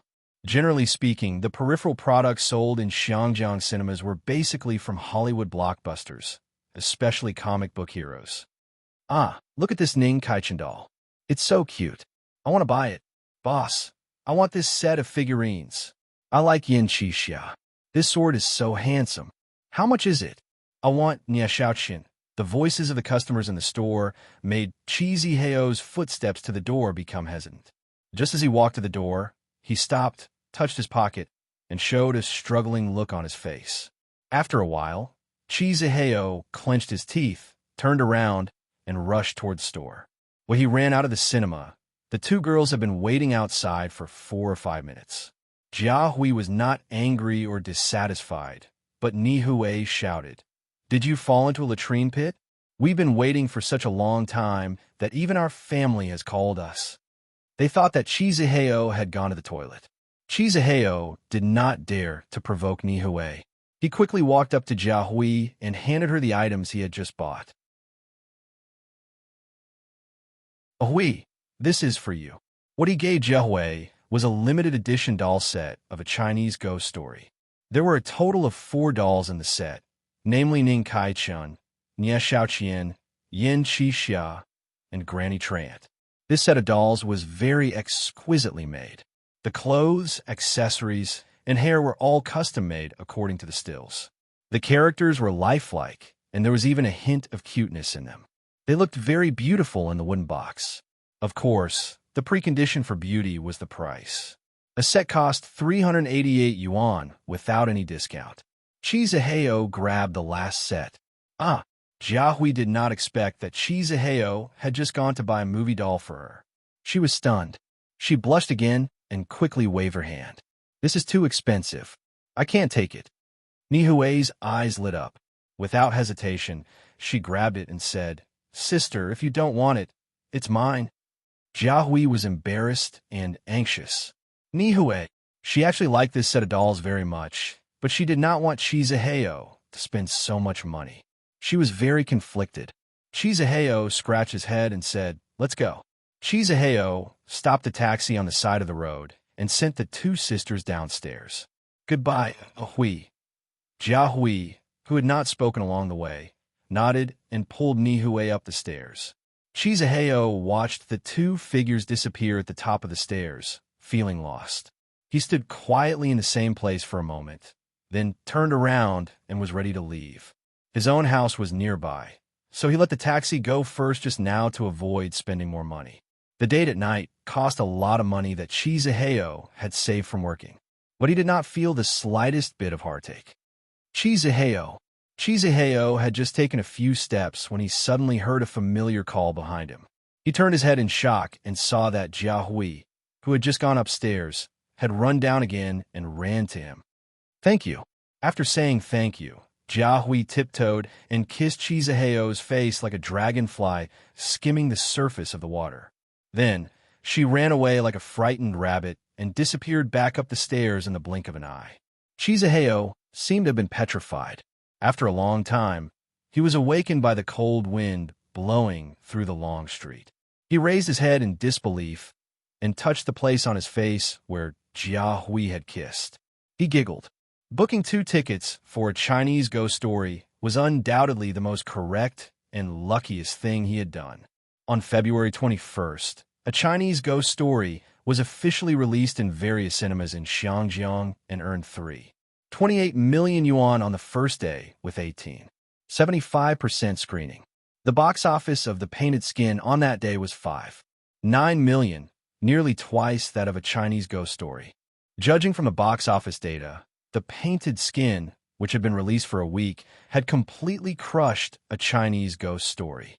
The latter seemed to be unable to pose a threat to the former's market position at all. However, many people in the industry learned a piece of news at the same time, a piece of news that surprised them. That was, the peripheral products of a Chinese ghost story had sold 2.65 million yuan on the same day. With the box office, it was 5.93 million yuan, surpassing The Painted Skin by 30,000 yuan. The Painted Skin also had peripheral products, but they were very few. There are only a few sets of posters, and the sales were negligible.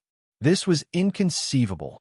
After all, when people found out that Luchin Studio had spent money to order a large number of a Chinese ghost story peripherals, Many people in the industry talked about it as a joke.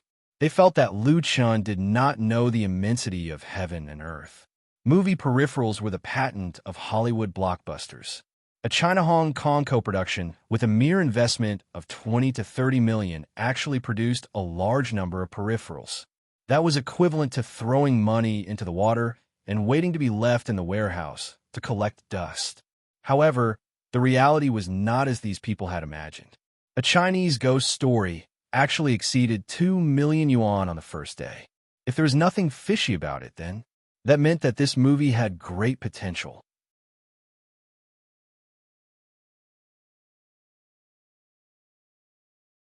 Chapter 557.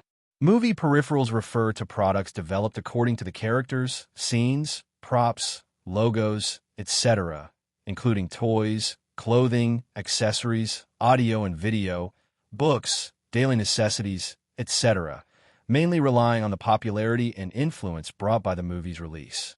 In Hollywood, movie peripherals have long formed a huge and mature industry. Many movies may only earn back the cost of the box office, but relying on the sales of peripherals, they still make a lot of money.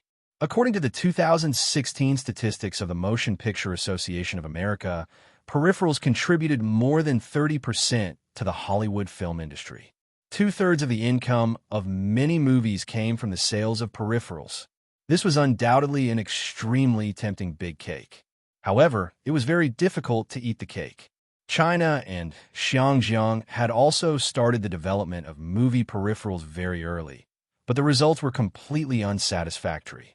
2 years ago, Baodalong Pictures, a big shot in the Xinjiang film industry, invested 170 million to shoot the Hong Kong adaptation of Superhero, with the intention of replicating the Hollywood model, making a big fist in the field of peripherals, and creating a big IP of Hong Kong comic heroes.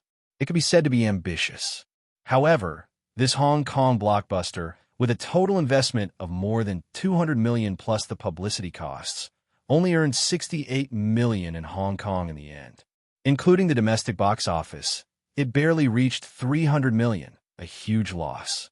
At that time, Baodalong Pictures also spent 12 million on the peripherals of Superhero, ordering a large number of puppet figurines, prop models, accessories, daily necessities, etc.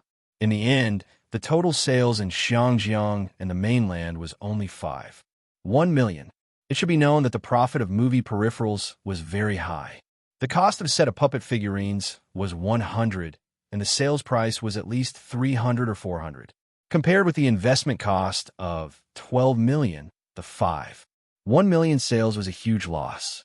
Superhero also borrowed the fame of the original comic to sell some peripherals.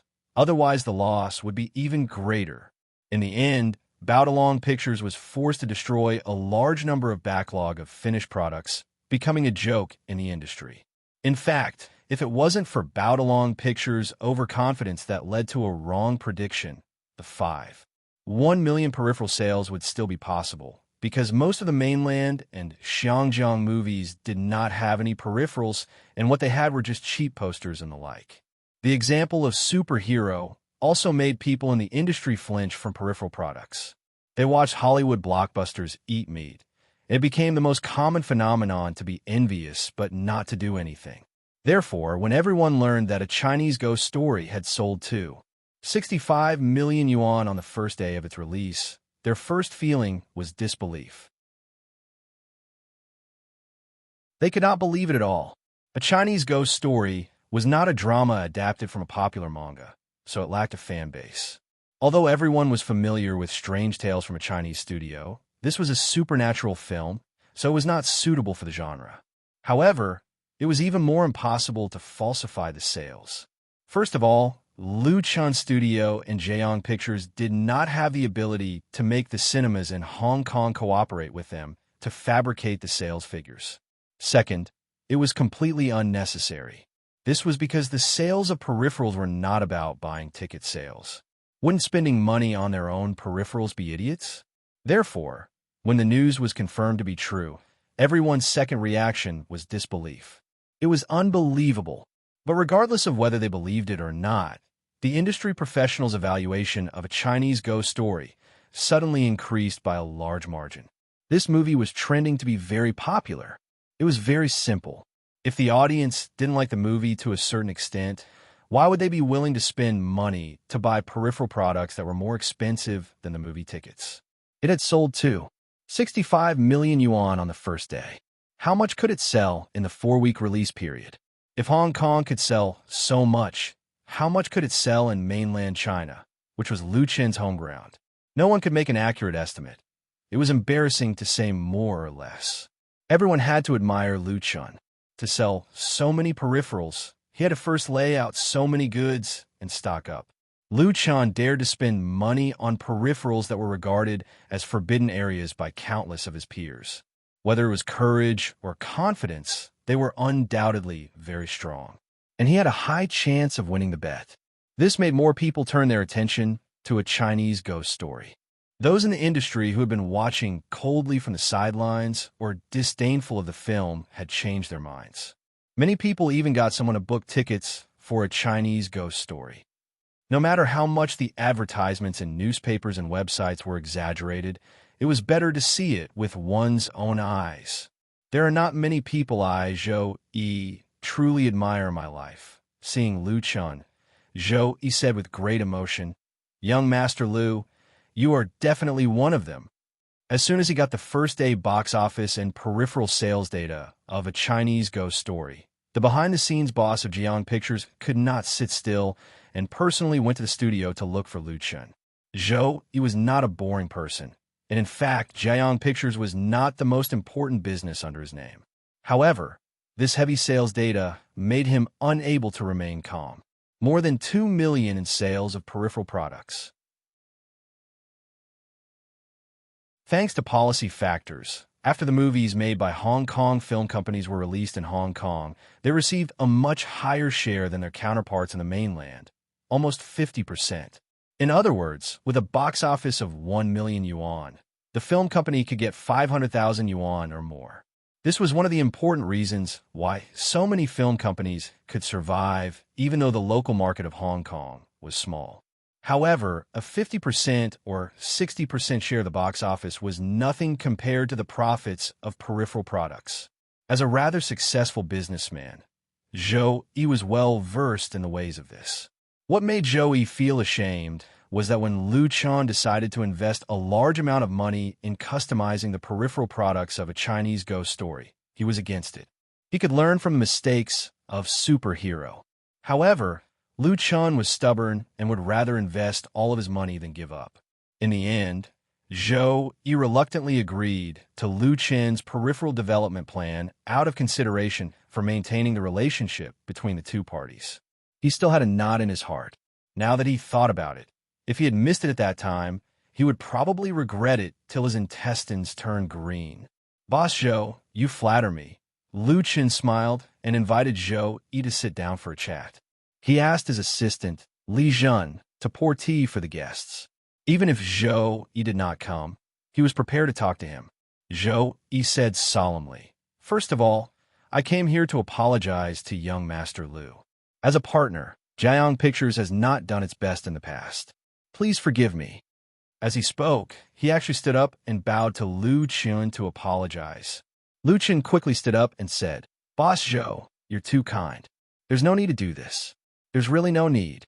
Speaking of which, in the early days of cooperation, especially when faced with the threat from the Jiang family, Jiang Pictures' indecisive performance made Lu Chen very dissatisfied. However, it was still very good later on. Without the strong support and cooperation of Jiang Pictures, a Chinese ghost story would not have been released so smoothly.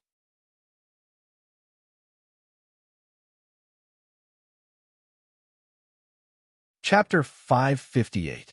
Lu Chen still clearly remembered Chen Wenxiang's evaluation of Zhou Yi. Zhou Yi was a real businessman. A real businessman knew how to judge the situation. When faced with a choice, he would always choose the one that was most beneficial to him. If he needed to put down his pride, he would never put on airs. A real businessman could not be a real friend. Lu Chen would not treat Zhou Yi as a friend, but as a business partner. It would be fine. So after the two sides reached a consensus, he got down to business. The number of screenings for our new film is too low. I hope Boss Zhou can put more effort in this area. The number of screenings for A Chinese Ghost Story on the first day was less than 20%.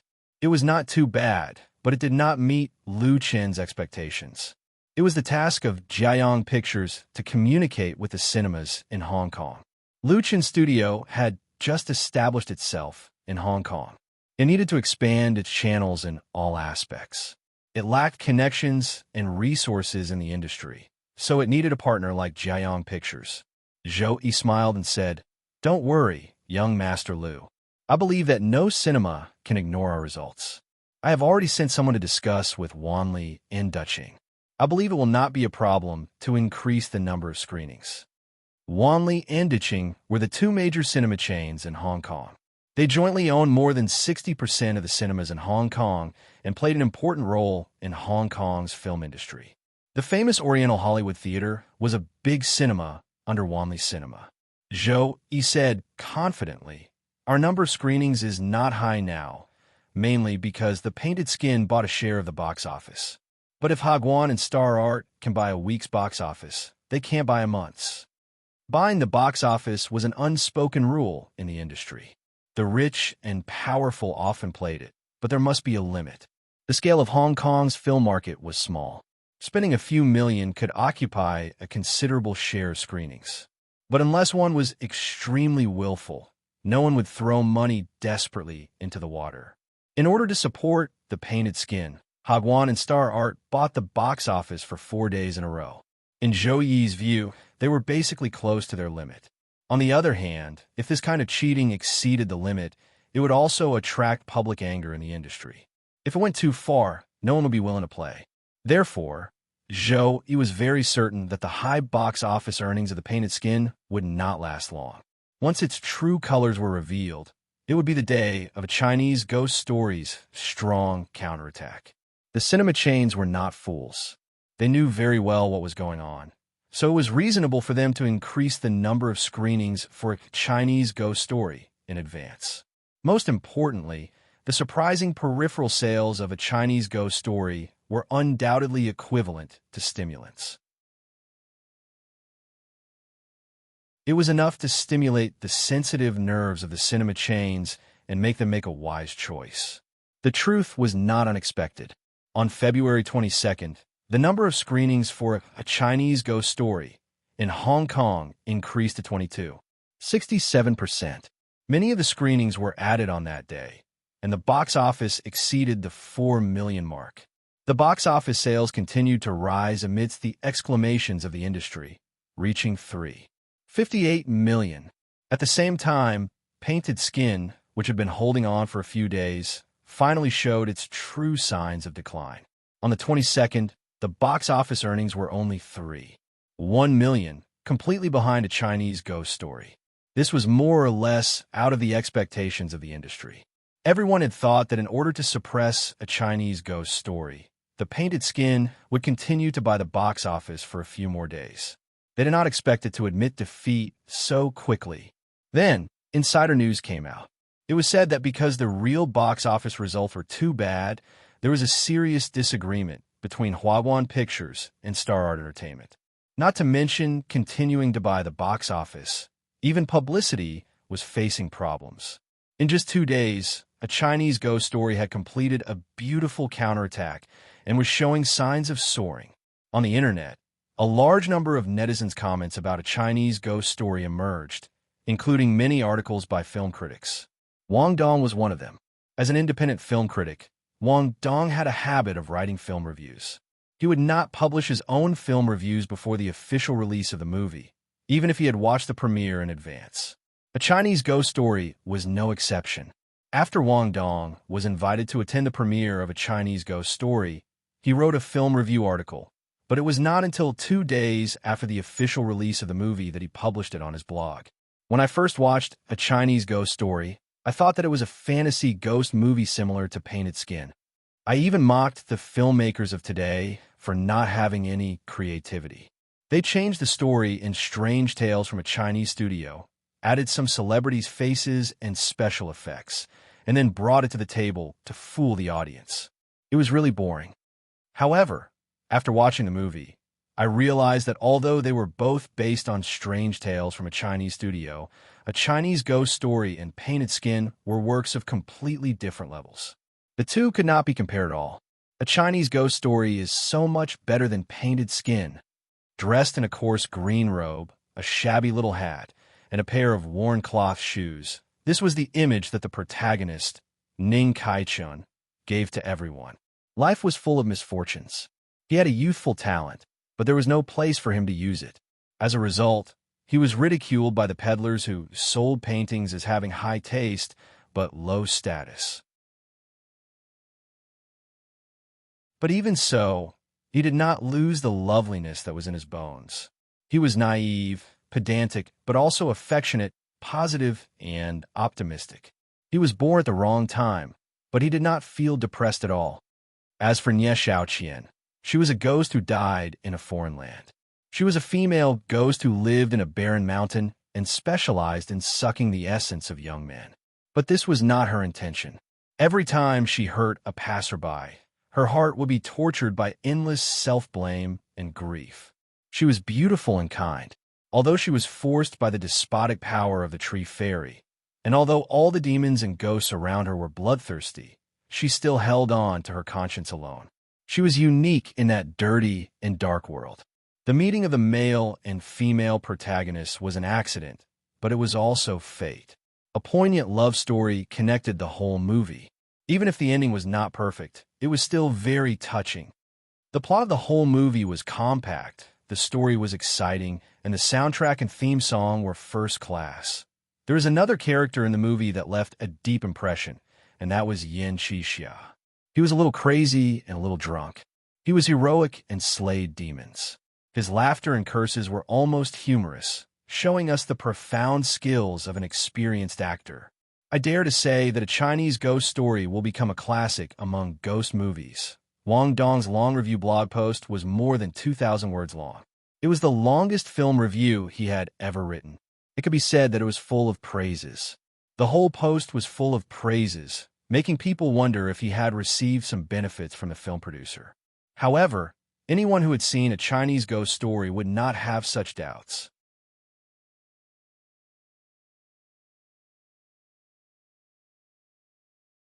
Chapter 559. In today's era of material desires, Wang Dong was undoubtedly a rather unusual existence. He wrote articles and film reviews, and only spoke according to his own wishes instead of being driven by profits. Such people were rare, so Wang Dong was respected by many people. He had his own influence in the Hong Kong literary and film circles. His blog articles and reposts had always been very high. Wang Dong had written a lot of film review articles, mainly focusing on the movies produced in Xinjiang. Due to the fact that Xinjiang's movies had gone from prosperity to decline in the past 10 years, he criticized more and praised less, leaving a strict impression on others. Therefore, when Wang Dong's long film review article praising A Chinese Ghost Story was released, it inevitably caused a small sensation both inside and outside the circle. Even those who did not usually watch movies were interested in this film. Was it really that good? Some people were amazed, some were curious, and some were skeptical. However, on Hong Kong blogs, there were many people who supported Wang Dong's views. They were all Hong Kong netizens who had watched the film. A Chinese Ghost Story is a good film. I strongly recommend it. It's been a long time since I've seen such a sincere ghost film. The characters and plot are first class. At least 9 points. The special effects are also good. Although there are not many scenes, it's very exciting. I like Yin Qixia very much. I took my girlfriend to watch it tonight. The 70 yuan was well spent. Then, when she came out, she saw the peripherals and insisted on buying a set. She spent another few hundred yuan. Her wallet is crying. Compared to A Chinese Ghost Story, The Painted Skin is simply trash. In the era of the internet, everyone was a netizen. Freedom of speech had reached an unprecedented level. Anyone could speak freely and express their opinions after registering an account on a blog forum. The same was true for film reviews. In the past, ordinary people could only watch film critics express their opinions on newspapers or television. Now, they could participate in it themselves. Everyone could be a film critic. Although the comments of ordinary netizens could not compare to Wang Dong's film review article in terms of content and depth of thought, their feelings were the most intuitive and real, and their influence was more extensive. The praise for a Chinese ghost story spread from Hong Kong blogs to Hong Kong forums, especially in the film and television section, where it became a hot topic. Unlike the fake reviewers who were paid to post, the commenters of A Chinese Ghost Story were mostly experienced IDs. Their posts were more meaningful and credible. It was very rare to see such a one-sided wave of praise in the Hong Kong forum film and television section. Even if there were critics of A Chinese Ghost Story, most of them would use the words, "The flaws do not obscure the brilliance." They felt that the movie's flaws could not cover up its strengths, and that it was worth recommending. Many people believed that this was one of the best Hong Kong films in the past decade. The story, background, special effects, and soundtrack all had strong local characteristics. These praises and recommendations from the internet affected many ordinary netizens. Naturally, it played a good role in promoting the box office of A Chinese Ghost Story. The power of reputation was powerful. On the 23rd of February, the box office of A Chinese Ghost Story reached 577 million yuan, rising for 2 consecutive days. Furthermore, the number of online ticket bookings increased greatly. On the 24th, most of the primetime tickets in the cinemas were fully booked. Under such circumstances, coupled with the full public relations of Jiang Pictures, by the 24th, the number of screenings of A Chinese Ghost Story soared to 35%, showing a blowout trend. The market was very sensitive, and the market was very realistic. Whether it was a large cinema chain or a small or medium-sized cinema, they were naturally willing to leave their precious audience seats to those popular films, regardless of what kind of film it was.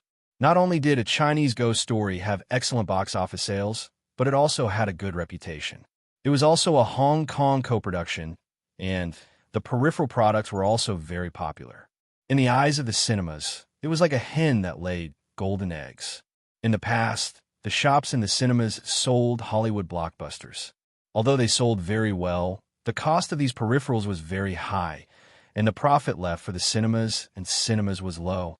In contrast, the peripheral products of Chinese Ghost Story gave the cinemas a much higher share. No one would say that money was too hot. Therefore, there was no need for Lu Chan's studio to communicate with Jiang Pictures.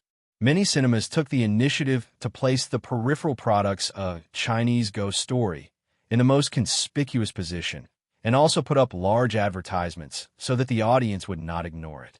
On the 24th of February, the box office of Chinese Ghost Story continued to rise with the increase in the number of screenings, reaching 7.24 million, completely crushing other films that were released at the same time, including a Hollywood blockbuster that had been released for 3 weeks.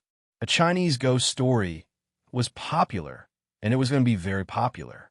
Even those who had prejudices could only remain silent and could not criticize it. This film did not even buy a single yuan in the box office. As for The Painted Skin, which had a vigorous publicity campaign and had bought a lot of box office tickets, under a lot of bad reviews, the box office fell below 1 million on the 23rd and only 580,000 on the 24th. It was simply terrible. Moreover, the screening rate of The Painted Skin had dropped to less than 10%. Anyone with a discerning eye knew that the producers of The Painted Skin, Huawan Pictures and Star Art Entertainment, had already given up. They had invested too much in the early stages of the film, and the high box office that came from the high cost was just a flash in the pan. If they continued to hold on, it would be equivalent to throwing money into a bottomless pit. Therefore, as long as the leaders of the two companies were not too stupid, they should make a wise decision. The Painted Skin had already suffered a huge loss in the Hong Kong market, and there was no way to turn it around. Moving to the mainland market was the only choice. According to the judgment of the industry, The Painted Skin was very likely to be removed from the Xiangjiang cinema chain in advance. In late February 2017, the fiasco of The Painted Skin which had invested more than 100 million yuan, became one of the reasons why a Chinese ghost story soared to the sky, sweeping the market unstoppably.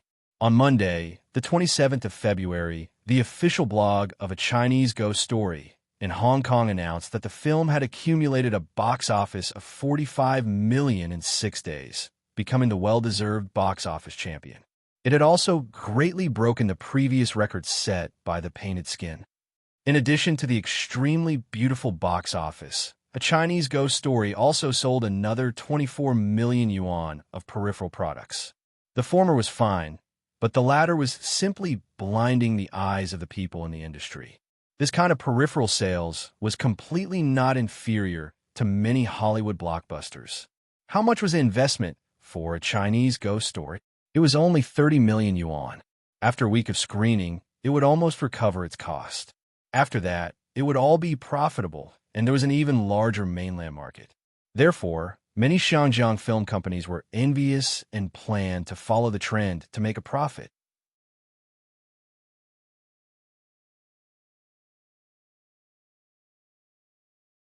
Chapter 560. Uncle Ma. As Ma Rongjin walked down the stairs, a middle-aged man who happened to pass by greeted him warmly. "Where are you going?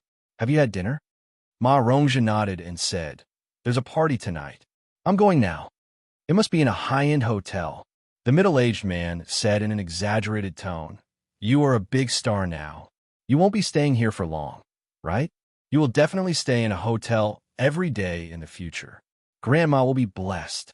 Ma Rongjin smiled faintly and did not respond to the man's words. The man was his neighbor, and they did not have much contact. At most, they would just nod at each other, and Ma Rongjin knew that this man secretly despised him, the old him. Ever since Ma Rongjin's A Chinese Ghost Story was released in Hong Kong and sold well at the box office, as the actor of Yin Xixia, an important character in the film, his fame and popularity had suddenly increased. There were interviews from reporters, people who called him to make movies, and people who wanted to be his agent. Ma Rongjin's rented house in Tianshui suddenly became crowded, and then the neighbors, whether they knew him or not, greeted him warmly with a smile.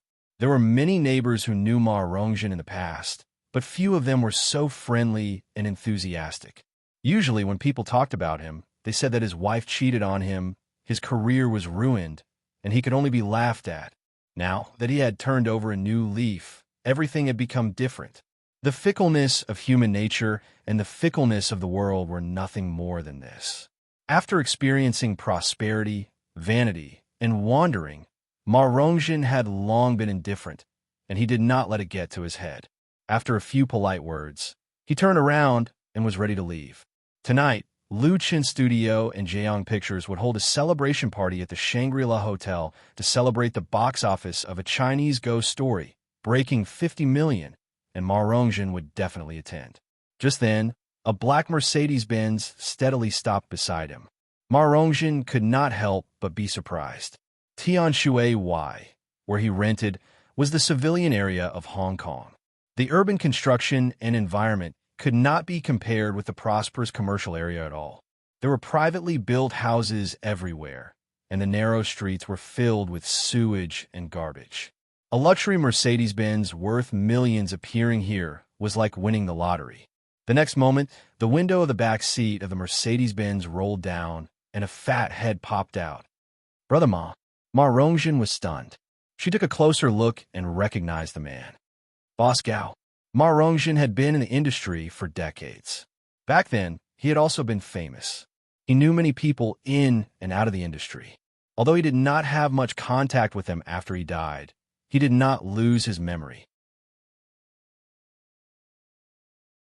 This Gao Honda was the boss of Kaohsiung Pictures, which had now been renamed as Kaohsiung Entertainment. He was quite a figure in the film and television entertainment industry, and his character was smooth and shrewd.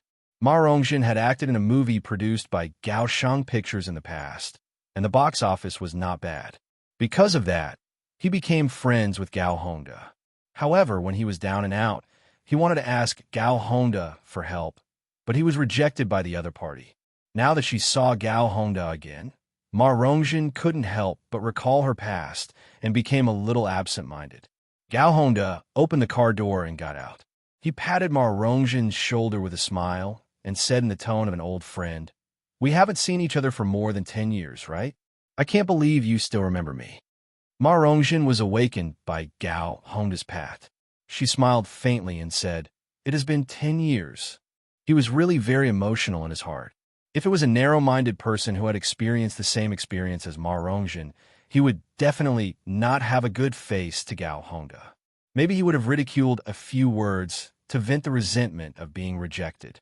But Ma Rongjin had no prejudice against Gao Honda. At that time, there were many people who rejected him, and most of the reason was because of him. Time was also fate, and he couldn't blame others. Of course, Ma Rongjin wouldn't treat Gao Honda as a friend. He was just curious about the other party's intention. "Boss Gao, what can I do for you?" Gao Honda said, "Are you going to Shangri-La to participate in the victory party tonight? I can give you a ride on the way. How about we have a chat?" On the way, Ma Rongjin didn't know whether to laugh or cry, but he didn't refuse. "Then I'll have to trouble you, Boss Gao." In fact, he had already guessed Gao Honda's intention. The two got in the car together.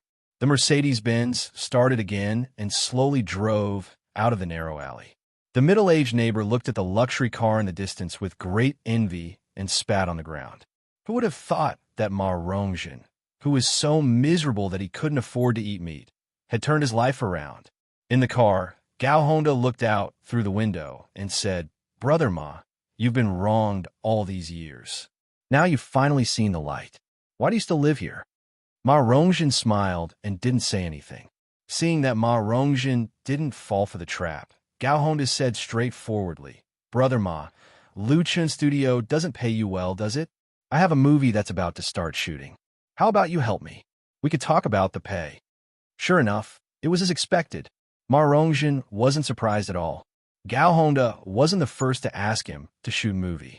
The popularity of A Chinese Ghost Story made him, an old salted fish, completely change his life, and all kinds of invitations came one after another.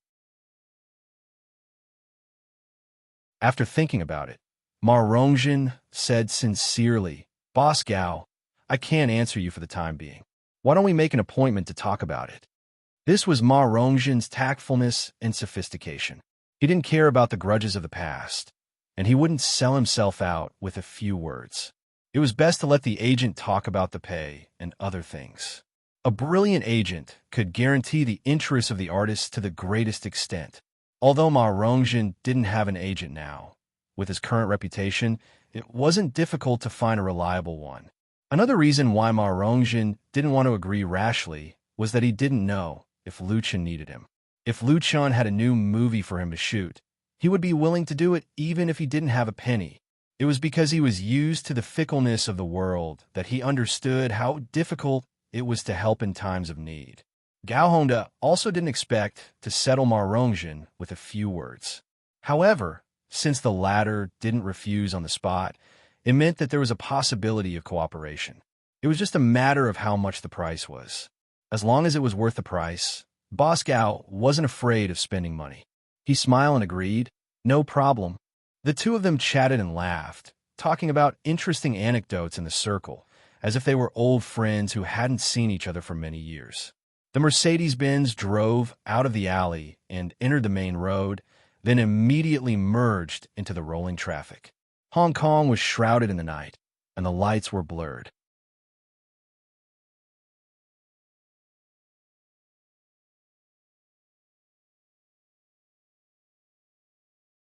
Chapter 561. Under the same night sky. Some people were happy, while others were sad.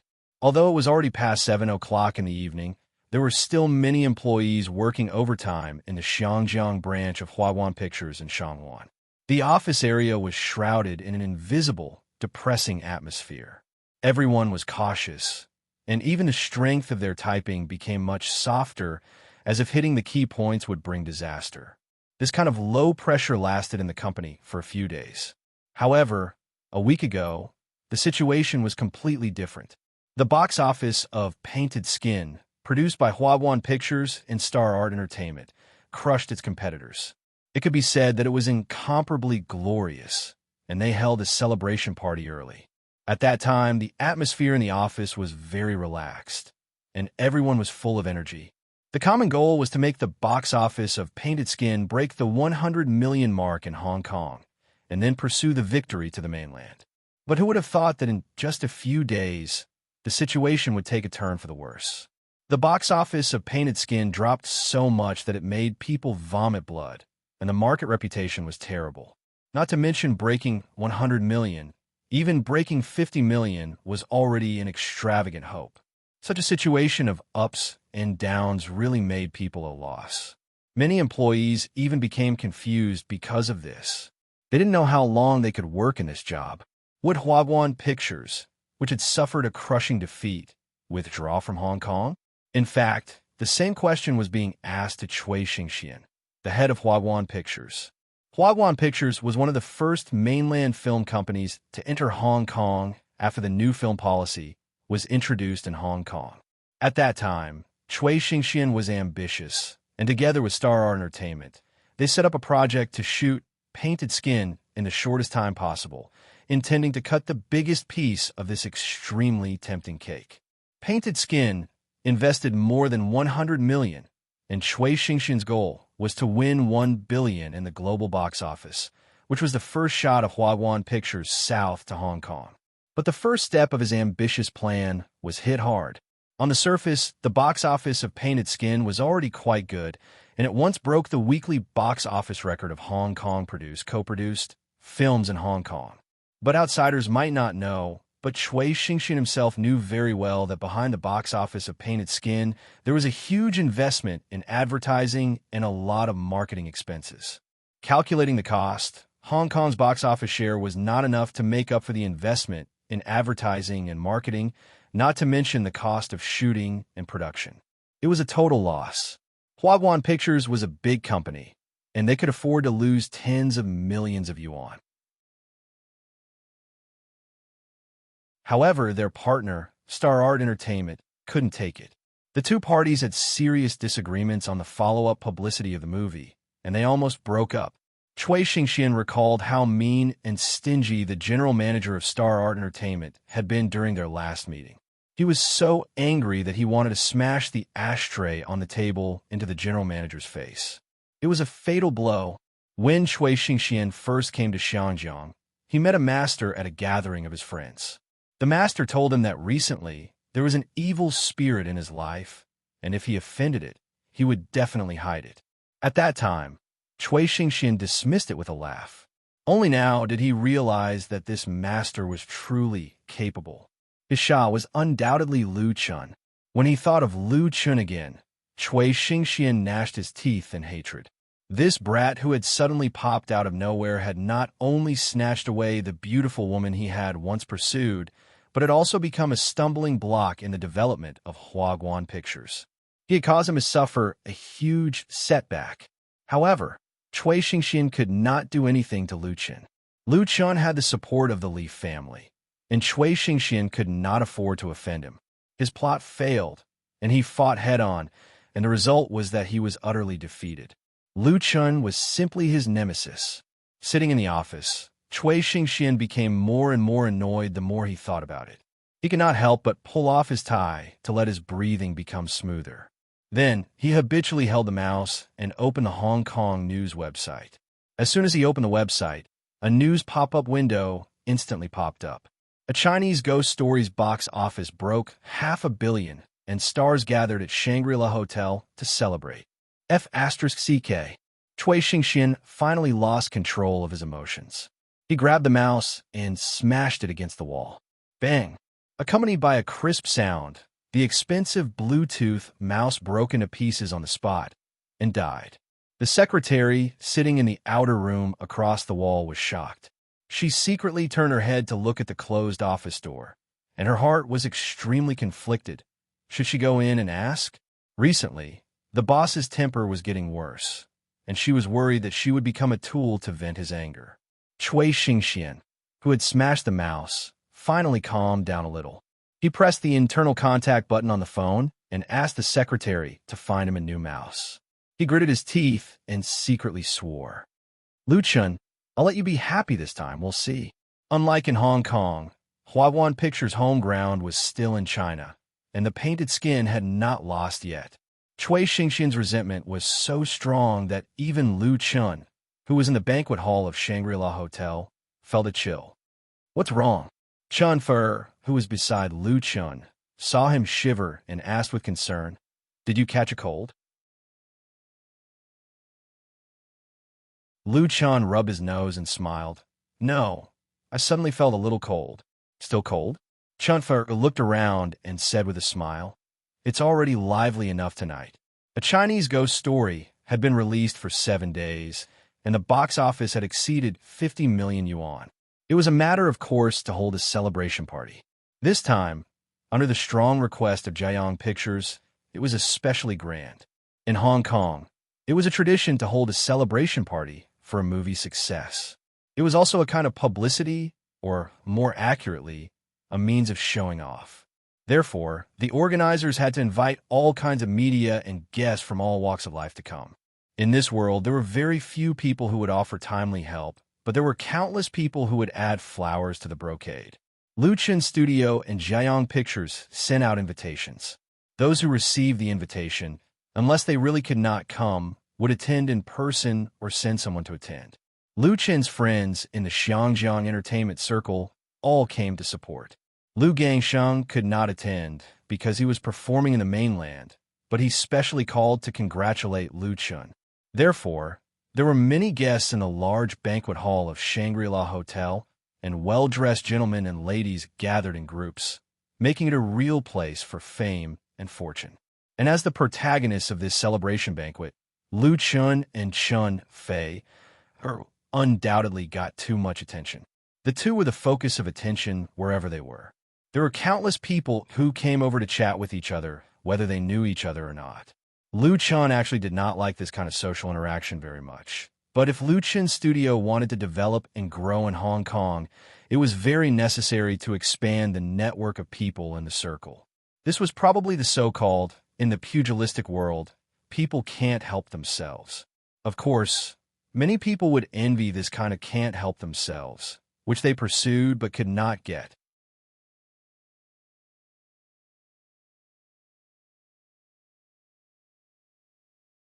Chapter 562. The lively and noisy celebration did not end until 11 p.m., and hundreds of bottles of champagne had been opened. The bustling atmosphere dispersed, but the crew members of A Chinese Ghost Story stayed behind. That was because there was still one last procedure that had not been completed, and that was to give out red packets. Lu Chun and Chun Fei were together.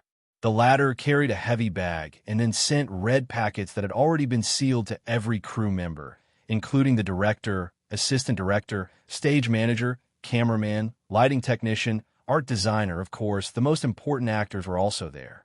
When the filming of A Chinese Ghost Story encountered difficulties, the crew members were in turmoil. Some members chose to leave because they were afraid of trouble, but most people still persisted.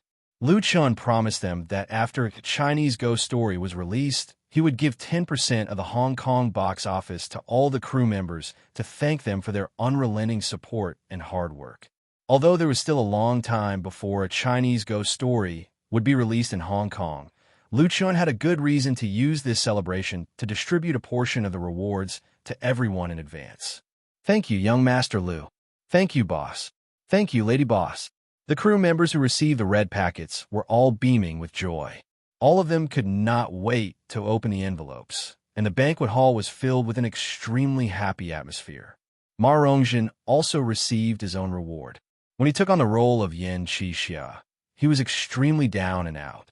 He was acting as a group actor in the Lion Rock Film City and almost did not even have enough to eat, so he basically did not have any requirements for remuneration. Now that he had taken on this role with a distinct personality, Ma Rongjin could be said to have really turned over a new leaf.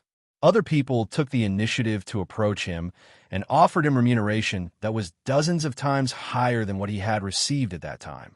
Since the release of A Chinese Ghost Story, apart from Lu Chun and Chun Fer, only 2 people had become famous. One was Nie Mingzhu, who played Nie Xiaoqian, and the other was Ma Rongzhen.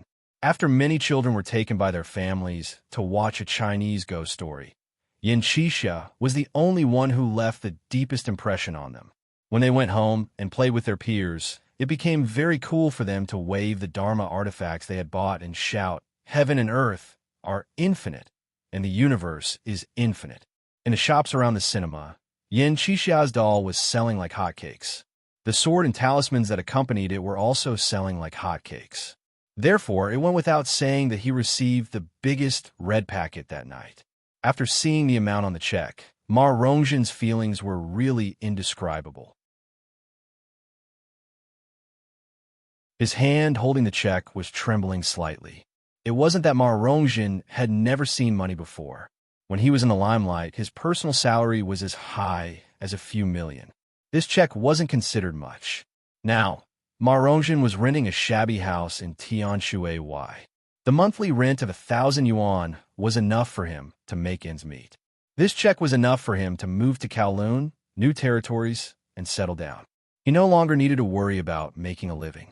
Compared to the salary given to him at the beginning, Lu Chun was really too generous. Ma Rongzhen had been in the industry for decades, and had been in the industry for decades. He had seen countless bosses, but there were really few like Lu Chun who kept his promise. While admiring him, he found an opportunity to talk to Lu Chun in private. "Young Master Lu, I want to ask, when will the sequel of a Chinese ghost story be filmed? A movie that sold so well must be filmed for a sequel." Ma Rongzhen was extremely grateful to Lu Chun for his appreciation. Therefore, no matter how high the price others offered to poach him, his first choice was still Lu Chun's studio. Lu Chun understood what Ma Rongzhen meant and replied with a smile. "The sequel will be filmed in at least a few months. Uncle Ma, if someone offers you a high price, you should accept it if you can. Don't worry about us first." Also, after a pause, Lu Chun continued, "I'm going to transfer the copyright of the sequel to Jiayang Pictures, so you can find an agent to discuss the specific contract with them. I believe that Boss Zhou won't let you suffer a loss." For Lu Chun, it was enough to make one a Chinese ghost story. If he wanted to make a new movie, there were too many scripts and themes to choose from. There was no need to rely on his past. However, it was very suitable to sell it to his partner, Jiayang Pictures. The latter would also shoot it with all his heart, as if he had found a treasure. Ma Rongzhen was a little disappointed. He really wanted to repay Lu Chun and wanted to sign under Lu Chun's studio. He didn't expect that Lu Chun didn't have any intention of doing so, nor did he ask for repayment. He gave him the greatest freedom. This made him feel both touched and pressure he owed too much. Ma Rongzhen could only say, "Then young Master Lu, if you need me in the future, just let me know. I'll be there at any time. I really can't think of anything else to repay your kindness." Lu Chun smiled and said, "Uncle Ma, you're too kind. If you need me, I won't be polite." Ma Rongzhen nodded her head heavily. After giving out the red packet, the celebration was officially over. The song ended and the people dispersed. It's really not easy for Uncle Ma. Chun Fei followed Lu Chun to send Ma Rongzhen off. Looking at the departing figure, she said with emotion, "I hope he can polish his eyes and find a reliable agent."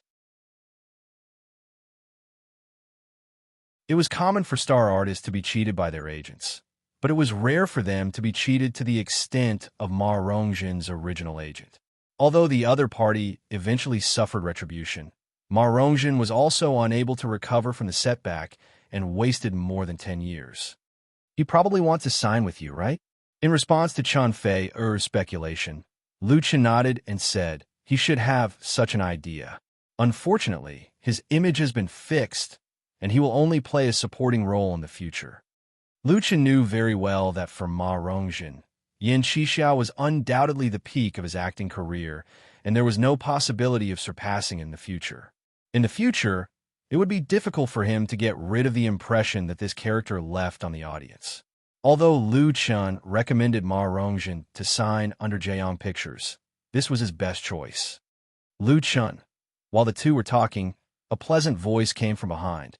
Lu Chun turned around and saw Nie Mingzhu walking towards him with her assistant. She stopped in front of Lu Chun and asked, "Are you and Sister Fei going back to the capital?" Lu Chun smiled and said, "Yes." Hong Kong was the starting point of his film career, but it was definitely not the end. The capital was where his foundation was. The most important thing was that a Chinese ghost story had basically obtained the quota for the new film support policy.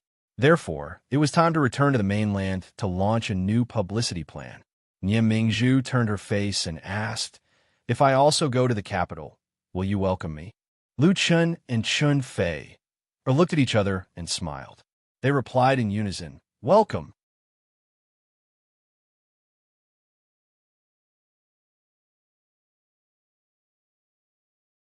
Chapter 563.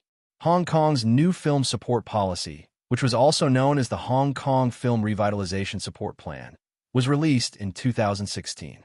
The core of this policy was to create 100 excellent Hong Kong films and recreate the prosperity of the film and television industry.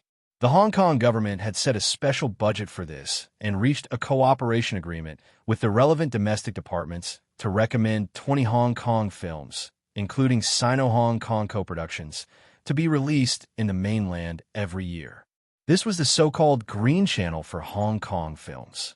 According to the agreement reached between the two parties, the recommended Hong Kong films could enjoy a basic guarantee in addition to enjoying the box office share and preferential tax policies. At present, the domestic film market had become the second largest box office producer in the world, second only to the United States. The competition was naturally extremely fierce, and the pattern of competition had long been established. Unless a newcomer had a strong background of financial resources, it was undoubtedly a fool's dream to squeeze in and get a share of the pie. The domestic film industry occupied by the big shots made it difficult for small and medium-sized film and television institutions to survive. If they did not want to become the former subordinates and be willing to be exploited, they could only take the new media channel and make the so-called online movies and dramas. Hong Kong's new film support policy was equivalent to prying open a crack in the big market that had been divided up. Therefore, when the news had just spread, many film and television institutions ran to Hong Kong to seek opportunities, including some powerful large film companies. They had joined hands with their local counterparts in Hong Kong to make new films.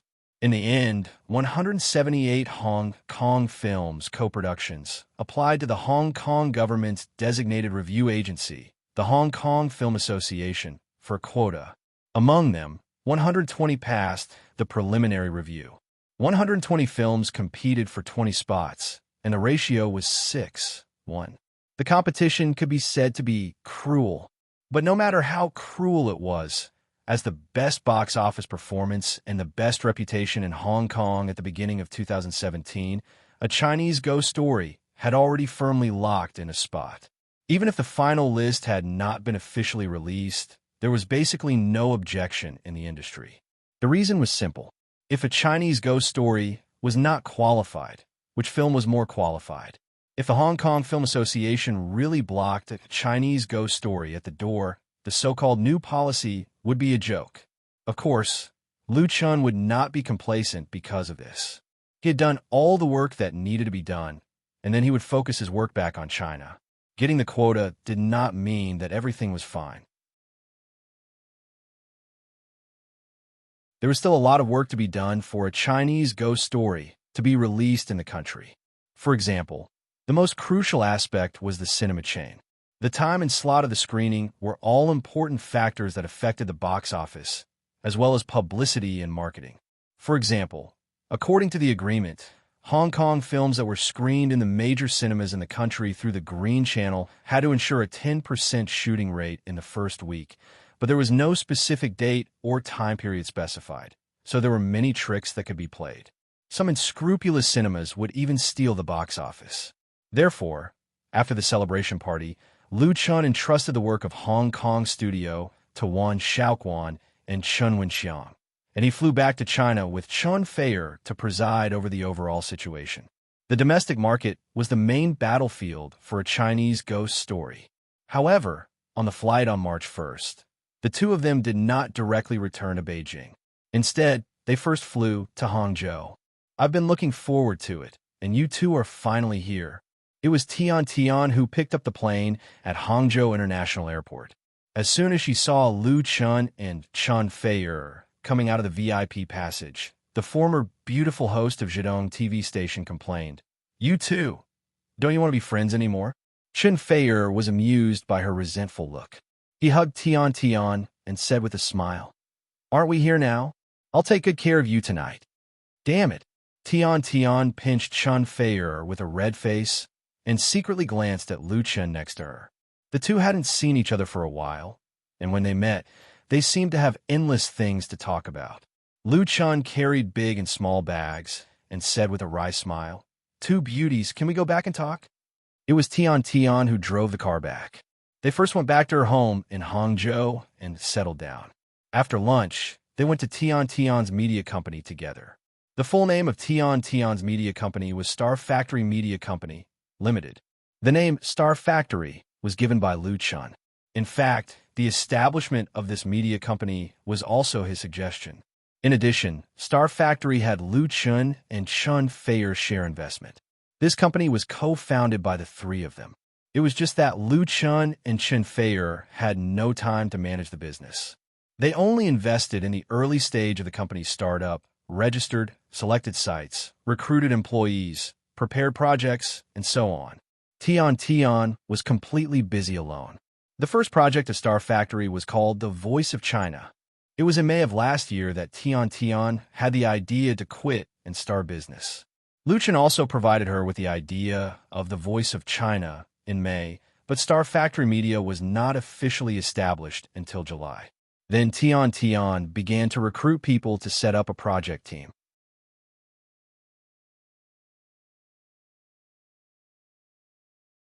Because it was her first time starting a business and she had the investment of two friends, Lu Chun and Chun Fei, she walked very steadily step by step and could even be said to be cautious, so it was not until now that she entered the actual operating state of the project. For such a long period, Star Factory led by Tian was of course well prepared. Not only did they set up a team with rich talent show experience, but they also reached a cooperation agreement with Zhidong Satellite TV. The Voice of China was planned and produced by Star Factory Media and was scheduled to be broadcast in prime time on Zhidong Satellite TV. What the two sides signed was not the usual buyout agreement, but a rare advertising share based on ratings. On the way to the company, Tian briefly introduced the situation in the past 6 months to the two shareholders. Although she complained about how hard it was, how difficult it was to start a business alone, and how she wanted to give up several times when she encountered difficulties, it could be seen that she really wanted to break out of a new world of her own and enjoyed it. Now that everything is ready, we only need one thing. The full set of planning documents for The Voice of China had long been completed, the program team was fully staffed, the cooperation agreement was signed, and official production could start at any time. It could be said that everything was ready. There was only one problem, and that was that the list of the 4 judges had not been confirmed. This problem was neither big nor small. In fact, as early as 2 months ago, Tian had communicated with Lu Chun and Chun Fei, but it had not really been decided. When it came to this issue, Tian, who was already burning with anxiety, turned into a domineering CEO. "Neither of you can run away. You must help, otherwise don't blame me for falling out. Also, you have to help me invite 2 more big names in the circle. They must be at the level of a heavenly king or queen."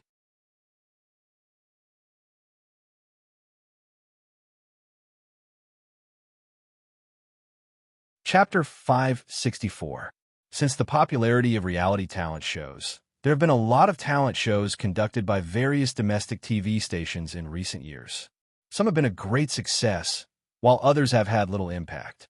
The situation can be described as ice and fire. In addition to the production level and creative concept of the show itself, the guest judges and mentors are also important factors that have a direct impact on the ratings. The more famous they are, the more they can pull up the ratings. The creativity of The Voice of China is good enough, and there is no problem with the production and broadcasting.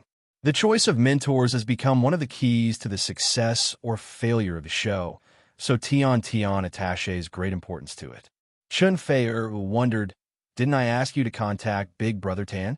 The Big Brother Tan that Chun Fei mentioned is, of course, Tan Hong. With Tan Hong's status in the circle, he is absolutely qualified. Tian was discouraged. I went to Beijing to see Teacher Tan, but Teacher Tan doesn't want to participate in variety shows anymore. Originally, Tan Hong didn't like to participate in variety shows.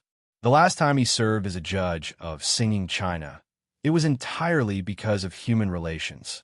Now that he is basically retired, it is normal for Tian to be rejected. Oh, then Chun Fei was also in a dilemma. It's true that she has a wide network in the circle, but she can't casually invite a real big shot to come over. If her schedule is not full, can she be called a big shot? She complained to Tian. Why didn't you say so earlier? Tian has a reason. I don't want to trouble a busy person like you every time. This time, I really have no choice. She's a strong person. When she encounters difficulties, she first thinks of solving the problem by herself, rather than asking for help from others. It's just that this trouble is a bit big. Tian's family background is not bad, and she also has her own connections in the circle. But to invite a big shot to join her company's talent show, she really doesn't have enough weight. After hitting a few walls, Tian reluctantly gave up and could only turn to Chun Fei for help. Lu Chen thought for a moment and said, "Let me try." Chun Fei asked curiously, "Who are you looking for?" Lu Chen replied, "Big Brother Lu Gangsheng." Ah! With a scream, the BMW that was driving shook violently and almost crashed into the guardrail next to it. Caught off guard, Lu Chen and Chun Fei broke out in cold sweat. Tian, who was driving, hurriedly stabilized the steering wheel and hurriedly asked, "Is it really Lu Gangsheng?" Letting out a long breath, Lu Chen raged. "Drive properly. Are you trying to kill me?" If there had been a car accident just now, the headlines tomorrow would have been about him and Chun Fei. It was better to save the headlines, if possible. Whoever wanted it could take it. Tian stuck out her tongue, slowed down the car, and said guiltily, "Who told you to suddenly reveal such a big news? I'm a fan of Lu Gangsheng. If I can really invite him, if they could invite Lu Gangsheng to be a judge, they would not have to worry about the viewership ratings of The Voice of China." That was because this Xiangjiang superstar had never appeared in any talent show in the country. At that time, it would definitely cause a sensation. Don't even think about it. Lu Chen rudely interrupted her sweet dreams. Big Brother Hong Kong definitely won't be able to come.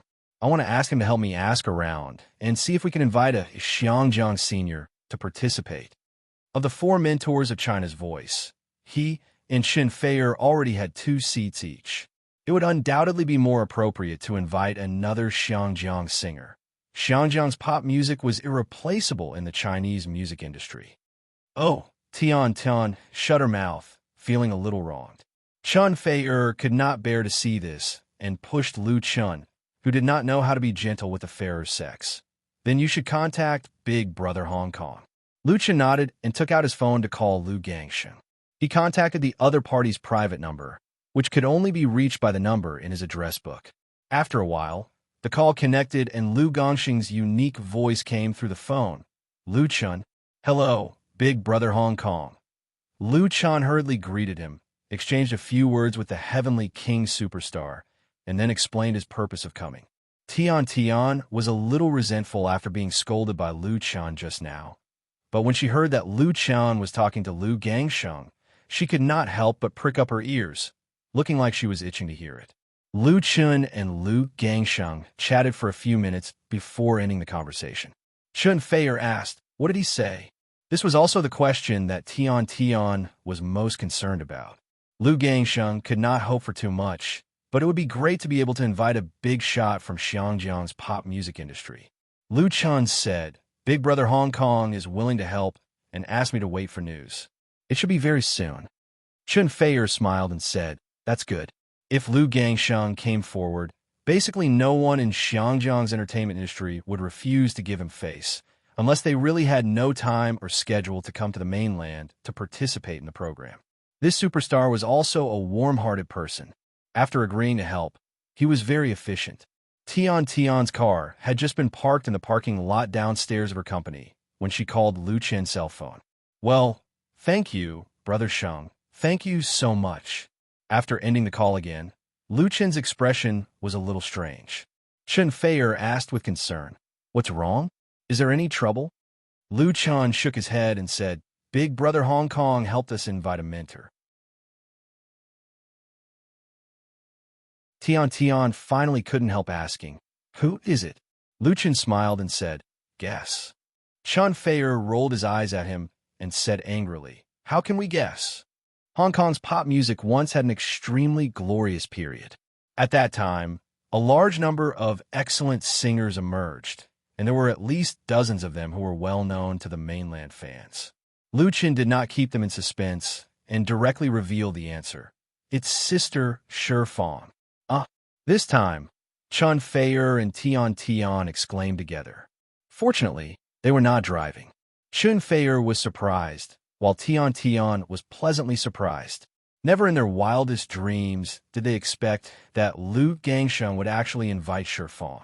Shi Fang's status in Xiangjiang's pop music scene was no less than Lu Gangsheng's. She was also a queen-level figure in the music industry that mainland fans were familiar with. She had once held 2 concert tours in the mainland and had a great influence. Although Shi Fang temporarily left the music industry due to illness a few years ago, her reputation and popularity were still there, and she still had a large number of fans who liked her. If China's Voice could invite this person as a mentor, they could save millions in publicity fees. Tian was overjoyed. "That's really great. I have to revise the publicity plan." Lu Chen plus Chen Feier plus Shi Fang. It was not as simple as 1 + 1 + 1 is equal to 3. Quantitative change led to qualitative change. However, there was still a question. Who should we invite as the last mentor? Tian blinked her eyes. Her anticipation for Lu Chen directly exploded. He could always create miracles.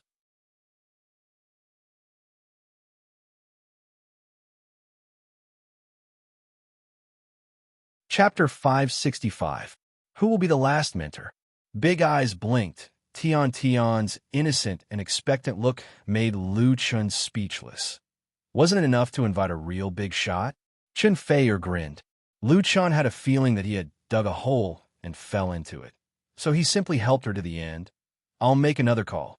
In fact, he had already thought of another big name in the music industry. "Brother Liao Jia, long time no see. How have you been recently?" This big name in the music industry was Liao Jia, a real veteran who had played rock and roll, and also a senior in the industry. Lu Chen and Liao Jia had a good relationship.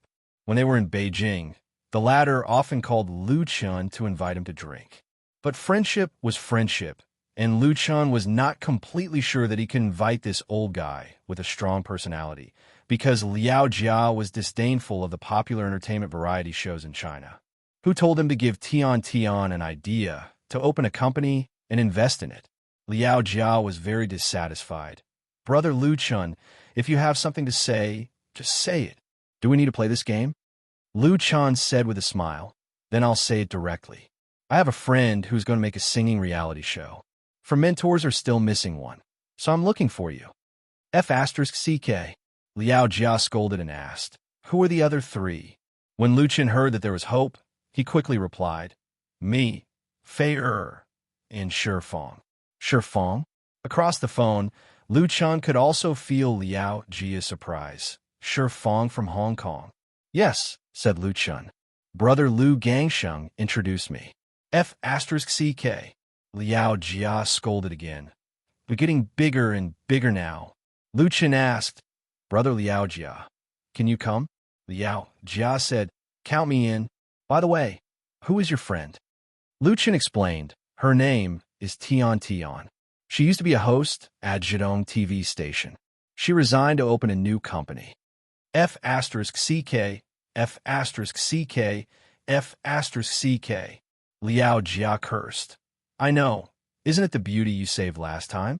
Did I become your mistress?" "Brat, you're pretty capable. You actually dared to hide it from Fei. His voice was so loud that Chen Feier and Tian, who were also in the elevator, could hear him clearly. Tian was so embarrassed that she couldn't even lift her head. Chen Feier couldn't stand it anymore. He grabbed Lu Chen's phone and shouted into the phone, "Liao Jia, what nonsense are you talking about?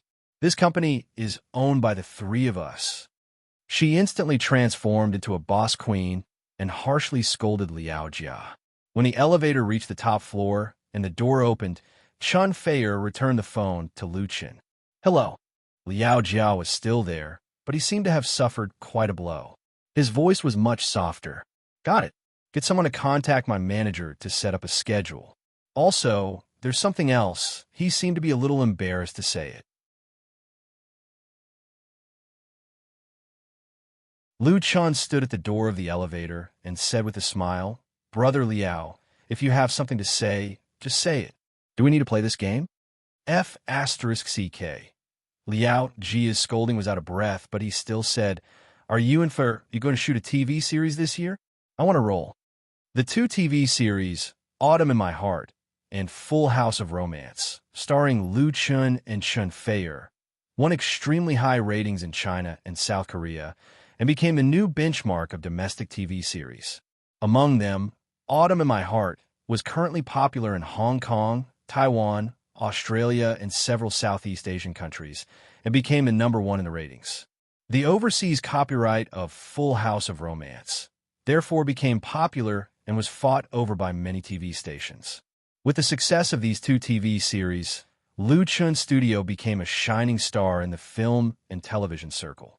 When Lu Chen intended to shoot the third TV series this year, You from the Star, the search for partners was simply like a school of carps crossing the river, breaking the threshold of a studio. As for those who wanted to show their faces in the new TV series, there were even more people. Autumn in My Heart and Full House of Romance made many newcomers popular. Many people in and out of the circle came to him in a roundabout way, which made Lu Shi, who was in charge of the capital, very worried. There were too many monks and not enough porridge. There are too many monks and not enough porridge. The script of You from the Star has been written by Lu Chen. The roles in it are limited, and it is impossible to meet everyone's requirements. Unless it is a request that cannot be refused, they will all be declined. But since Liao Jia asked, Lu Chen must give him face. "No problem. As long as Brother Liao Jia wants it, I can add a role for you." Lu Chen thought that Liao Jia wanted to play it himself, so it was easy to let him play a guest role. It was nothing more than a few changes. "It's not me." Liao Jia was a little embarrassed. "It's a girl. She graduated from Chinese opera several years ago. Her acting skills are not a problem." He explained a few words, which made Lu Chen understand something. "Brother Liao, is this sister-in-law?" Ahem, ahem, ahem. Liao Jia coughed hard a few times and said, "Don't make wild guesses. Tell me if it's okay or not." Lu Chen said with a smile, "Of course it's okay. Let her agent contact our studio. The role is easy to discuss." Unexpectedly, this rock and roll veteran had also come to Spring, graduated from Chinese opera a few years ago. Wasn't that young grass? Lu Chen's smile was very ambiguous, which made Chen Feier vigilant. "What sister-in-law? Were you playing with Liao Jia?" She had always been upset about Liao Jia taking Lu Chen out to drink. She didn't have a good impression of this guy. Lu Chen quickly explained a few words, and then said to Tian, "This time everyone is here. There's no problem, right?" Tian had already returned to normal.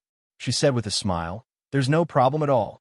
She took Chen Feier's hand and said, "Sister Feier, even your boyfriend is more capable than you now." Tian sincerely admired Lu Chen. Along the way, in just a short 10 to 20 minutes, Lu Chen had used 2 phone calls to invite 2 powerful big shots. Moreover, one of them was even a Xiangjiang heavenly queen. With that, the 4 great mentors of China's voice were formed. There were 2 men and 2 women. There were senior big shots in the industry and rising stars in the music industry. There were also representatives from China and Xinjiang. Fame, status, popularity, and strength were all there. It was enough to show disdain for their peers. Tian Tian had solved a big problem and was naturally overjoyed. She couldn't help but crack a joke with Chun Fei. However, Chun Fei really felt that way. If it was said that when she first met Lu Chun, the latter was still a fledgling that wanted to spread its wings. Now, he was already a soaring eagle. A small sapling was growing into a towering tree that could shelter her from the wind and rain.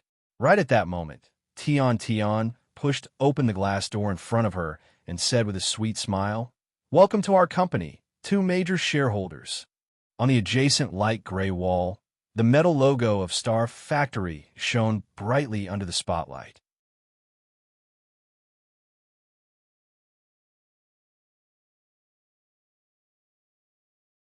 Chapter 566. Let's welcome the two directors together. Hangzhou, Rongjing Building, Shihu District, C3901. In a spacious and tidy office area, dozens of employees of Star Factory Media Company Limited gathered together. Under the leadership of the chairman and general manager, Miss Tian Tian, they welcomed the two big-name directors to the company with warm applause. Some of the employees present were veterans who had joined half a year ago, and some were newcomers who had just joined. Everyone knew that there were three partners in this new media company. In addition to Tian Tian, the former host of Zhejiang satellite TV station, there were two other popular star artists in the domestic entertainment industry, Lu Chun and Chun Fei. Some employees joined Star Factory precisely because of the two. It was just that they usually saw Lu Chun and Chun Fei on TV and the internet, but they had never seen the two directors in the company in reality. Although it was unlikely that Tian Tian would fabricate the board members, it was inevitable that people would have doubts after a long time. Moreover, Star Factory's first project had been prepared for such a long time, and it had not officially started production. Although everyone's salary was paid on time every month, some employees still felt uneasy. Compared to salary, they were more concerned about the company's future development and prospects. But now, with the appearance of Lu Chun and Chun Fei, all the doubts in these employees' hearts disappeared in an instant, and their originally worried hearts were completely at ease. As for the new employees, their faces were flushed with excitement, and they clapped their hands to welcome the two star directors. If it were not for the company's rules, everyone would have surrounded them to ask for autographs and photos. Tian Tian saw that the atmosphere in the office was just right, so she struck while the iron was hot and said, "In addition to inviting the two directors over for an inspection today, I have good news to announce to everyone." The applause suddenly disappeared, and everyone's eyes were focused on her. Our variety project, the reality talent show The Voice of China, is about to start production, and we have invited four big-name people to serve as mentors, two of whom are right in front of you. Clap, clap, clap. The applause that had just subsided sounded again. Although everyone had expected it, hearing the good news still made them feel extremely excited. Tian Tian continued. The other two mentors, one is the domestic rock star, teacher Liao Jia, and the other is the queen of Xiangjiang, teacher Shi Fang. Wow. Although the fact that Lu Chun and Chun Fei had become the mentors of China's The Voice made everyone very excited, it was not too surprising. That was because the two of them were the directors of Star Factory, so they had to make good use of their powerful resources. As for the other two mentors, it was a pleasant surprise, a big one at that. Everyone knew that Liao Jia was a famous rock and roll veteran in the domestic music industry. He was the spiritual idol of many people. Even if there were no good new works in recent years, he still had countless fans. Shi Fang, the Queen of Hong Kong, was well known. A few years ago, she temporarily retired from the music industry due to illness. But now, if she came to the mainland to open a concert, it was guaranteed that there would be a lot of people coming to support her no matter how high the ticket price was. Most importantly, these two big shots seemed to be participating in a talent show for the first time as mentors and judges, which was undoubtedly an excellent selling point in terms of publicity. In that case, the viewership ratings of China's Voice were nothing to worry about. When the news was released, there would definitely be a sea of singers coming to sign up for the show. Everyone was excited just thinking about it, and could only express their inner excitement by clapping desperately. Morale reached its peak. Seeing that the encouragement was almost done, Tian Tian smiled and waved her hand and said, "Well, it's enough for everyone to know about this news. Don't spread it around. When the company officially makes the announcement, everyone can work with peace of mind." The employees agreed and returned to their positions, but it was obvious that they could not return to work all at once. Tian Tian accompanied Lu Chun and Chun Fei to inspect the various departments of the company one by one. The office building rented by Star Factory, Rongjing Building, was located in the CBD of Shihu District. It was located in the bustling area of the main urban area of Hangzhou. It was very close to the West Lake Scenic Area, and the surrounding transportation was extremely convenient. Of course, the rent was very expensive. Tian Tian chose to open a company here for a reason. It was because Zhidong TV station was next to it, and there were a large number of film and television industry-related organizations around it, so they could enjoy the benefits of the cluster. Tian Tian's boldness was also very big. The office building was rented on the highest floor of Rongjing Building, with an area of more than 400 square meters. The company had marketing, public relations, publicity, design, production, and other departments. At present, the number of employees was more than 50, and the scale was no less than some of the veteran peers. Of course, the larger the scale, the greater the expenses. Although Star Factory had also taken on some outsourced projects since its establishment, the real self-produced project had not yet started. At present, it was in a state of sitting idle. Therefore, Tian Tian was trying her best to pull the two directors, Lu Chun and Chen Fer, over and officially finalize the project of The Voice of China. If you guys don't come, I'm really going to jump down from here. In the chairman's office, Tian Tian complained to Chun Fei, "Do you two know that I haven't been sleeping well in recent months? I've lost a few pounds. My mom told me not to run this company anymore and to disband it earlier." Chen Fei held her in his arms and said with a smile, "Aren't we here now? It's been hard on you. Don't tire yourself out too much. Hire a professional manager to share the work." Tian Tian explained, "It's not easy to poach professional managers in this field. I've already hired a headhunter company to look for one. After The Voice of China is broadcasted, I believe it will be much easier." The current situation of domestic variety shows was that on one hand, there were all kinds of talent shows and entertainment shows emerging one after another. On the other hand, there was a lack of professional talents. When Tian Tian founded Star Factory, it took a lot of effort to poach a group of people. It was all thanks to the two directors' reputable names. Otherwise, if she were to rely on herself, others might not have taken a liking to her. The composition of Star Factory Media's shares was very simple. Tian Tian, as the chairman and legal representative, owned 40% of the shares. Lu Chun and Chun Fei each owned 30%. The company's registered capital and actual investment were both $10 million. Although it had only been established for slightly more than half a year and was still considered a newcomer in the industry, Star Factory Media's starting point could be said to be very high. That was because the two directors were sufficiently famous. In fact, for Lu Chun and Chun Fei, their investment was more out of consideration for friendship. It was to support Tian Tian's independent venture, and not because they wanted to make a lot of money. However, for Tian Tian, this company was the focus of her life and career.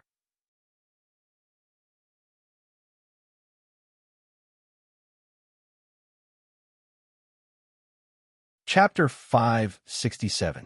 After staying in Hangzhou for 2 days, Lu Chun and Chun Fei returned to Beijing on March 4th. On the day of returning to Beijing, Lu Chun updated his blog. "I'm back." It was a short blog post with 4 simple words, but it caused a great sensation in his fan circle, and it also attracted a lot of replies and ridicule. "Boss, you're finally back. Sprinkle flowers and celebrate. When will you shoot a new TV series? I'm looking forward to it. Big Lu Chun, when will your movie be released in China? I want to see it. Don't run around when you're back. Update your blog more. I want to listen to new songs. Since Liu Chan went to Hong Kong to expand his career and shoot movies, his interaction with domestic fans has been a lot less. In addition, he doesn't like to participate in commercial performances or announcements, so it's inevitable to distance himself from his fans. For example, the live broadcast of Whale TV has basically stopped during this period of time. In fact, everyone knows that Liu Chan is working hard to make movies in Hong Kong. The official V of the studio will often release news, such as the highlights of his movies, stills, etc., but there is always a layer of separation, and it feels relatively distant. Therefore, the diehard fans are naturally quite resentful. Now that Liu Chan has finally returned, everyone can't help but pour out their grievances. Liu Chan also knew that he had neglected his fans during this period, so he communicated with his fans on his blog, while expressing his apology, while answering everyone's questions. To be continued, Carrot. In order to communicate better, he simply logged into Whale TV at the same time and started a live broadcast. Liu Chan has a set of live broadcast equipment at home in Beijing, but he rarely uses it, only 2 or 3 times. This is great. Countless fans immediately poured into the live broadcast room. In just 10 minutes, the number of online users has soared to more than 300,000, and it is increasing at an alarming rate. Through live video chat, it is more convenient and direct to answer fans' questions, and it can also shorten the distance between each other. The 4th is Saturday, and the evening is the peak time for netizens to go online. The number of online users quickly exceeded the million mark. At the beginning of the live stream, the interaction was quite normal. Then, it was unknown who started it, but the messy and disorderly bullet screen quickly became orderly and consistent. The whole screen was filled with "Sing a song, sing a song, sing a song." What followed was the rain of fishballs, which made the live broadcast extremely lively. Although Liu Chan was no longer short of live broadcast rewards, these fishballs represented the enthusiasm and sincerity of the fans. Although he had long been accustomed to similar scenes, he still felt warm and moved. These adorable fans were the greatest wealth that he had. After thinking about it, Liu Chan said to the microphone, "Well, since everyone is asking for it, I will sing a song for everyone. How about a new song?" All of a sudden, the bullet screen in the live streaming channel changed to a unanimous "good." Liu Chan laughed and said, "Then I'll say it on my blog first." He tapped on the keyboard and posted a new blog post on his blog, saying that he would sing a new song in the live streaming room to express his apology to his fans. As of today, the number of Liu Chan fans on Wave's blog is 29. 37 million, close to the 30 million mark. The number of his blog fans is the same as Chun Fei, and the value is very high. Although some of them were increased through the recommendation activities of Wave's blog, the number of real fans is extremely considerable. Therefore, once this blog post was released, it immediately brought a lot of traffic to Whale TV. Many fans who originally didn't watch the live broadcast also downloaded the client or app of Whale TV. The effect of this blog post alone is completely worthy of the endorsement fee that Whale TV gave to Liu Chan. The number of online users in the live streaming room is off the charts. Liu Chan brought his most cherished guitar, the one given by Liu Shui. Holding this guitar, facing the camera and microphone, Liu Chan felt as if he had returned to the early summer of 2015, when he first came into contact with live streaming. Fate is so wonderful. Taking a deep breath, Liu Chan plucked the strings and played the prelude. He said into the microphone, "The name of this song is called Long Time No See. Friends, long time no see." It's been a long time since he sang like this. "I came here, your city, through the road you came from, imagining the days without me. How lonely you are. Take you, give you a photo." It was a street he was familiar with. "Just without your picture, we can't go back to that day." The original barrage of comments in the live streaming room became quiet in the blink of an eye, because everyone was listening carefully for fear of missing any precious notes. In less than 2 years since his debut, Liu Chan's popularity is enough to make some big shots in the circle envious. Some of his fans are accumulated through the 2 TV series, Autumn in My Heart and full house of romance, but the number of fans is undoubtedly more. As a fan of Lu Chun, there is no doubt that they are happy. Because Lu Chun is a rare young singer in the entertainment industry, and he is also a high-production type. His albums are all from his own hands, as if there are endless inspirations, bringing continuous pleasure and surprises to his fans. Tien, that's right. For example, tonight, they heard Lu Chen's new song for the first time. It's still so outstanding. Will you suddenly appear in the coffee shop on the corner?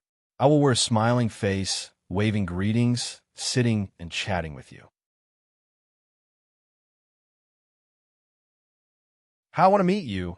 Look at your recent changes, no longer talking about the past, just chatting, saying something to you, just saying something long time no see. This song, Long Time No See, is a love song. The lyrics tell a very ordinary love story. However, Lu Chen plays and sings it to millions of fans online, which has a different meaning. Tien, Long Time No See. His playing is very simple, without any fancy skills. His singing is low and gentle, and the melody is like flowing water, slowly entangled. It is straightforward and not complicated, but the feelings are deep and restrained, and it goes straight to the depths of people's hearts. Listening to this song, it seems that people are experiencing the story in the song, returning to a familiar city and seeing familiar people again. The feelings that come from the heart can't be suppressed. There are a lot of things to say, but only one sentence rushed to the mouth. Long time no see. Long time no see. This is a good song suitable for savoring in the middle of the night. When Lu Chan finished playing and singing, there was a rare silence in the live streaming room. Then only after a moment, countless barrage of comments and gifs came like a storm, instantly occupying the entire screen. This is Lu Chun. This is the Lu Chun that fans love, the talented Lu Chun. Long time no see lyrics. Shirley/composer. Chun Xiaoxia.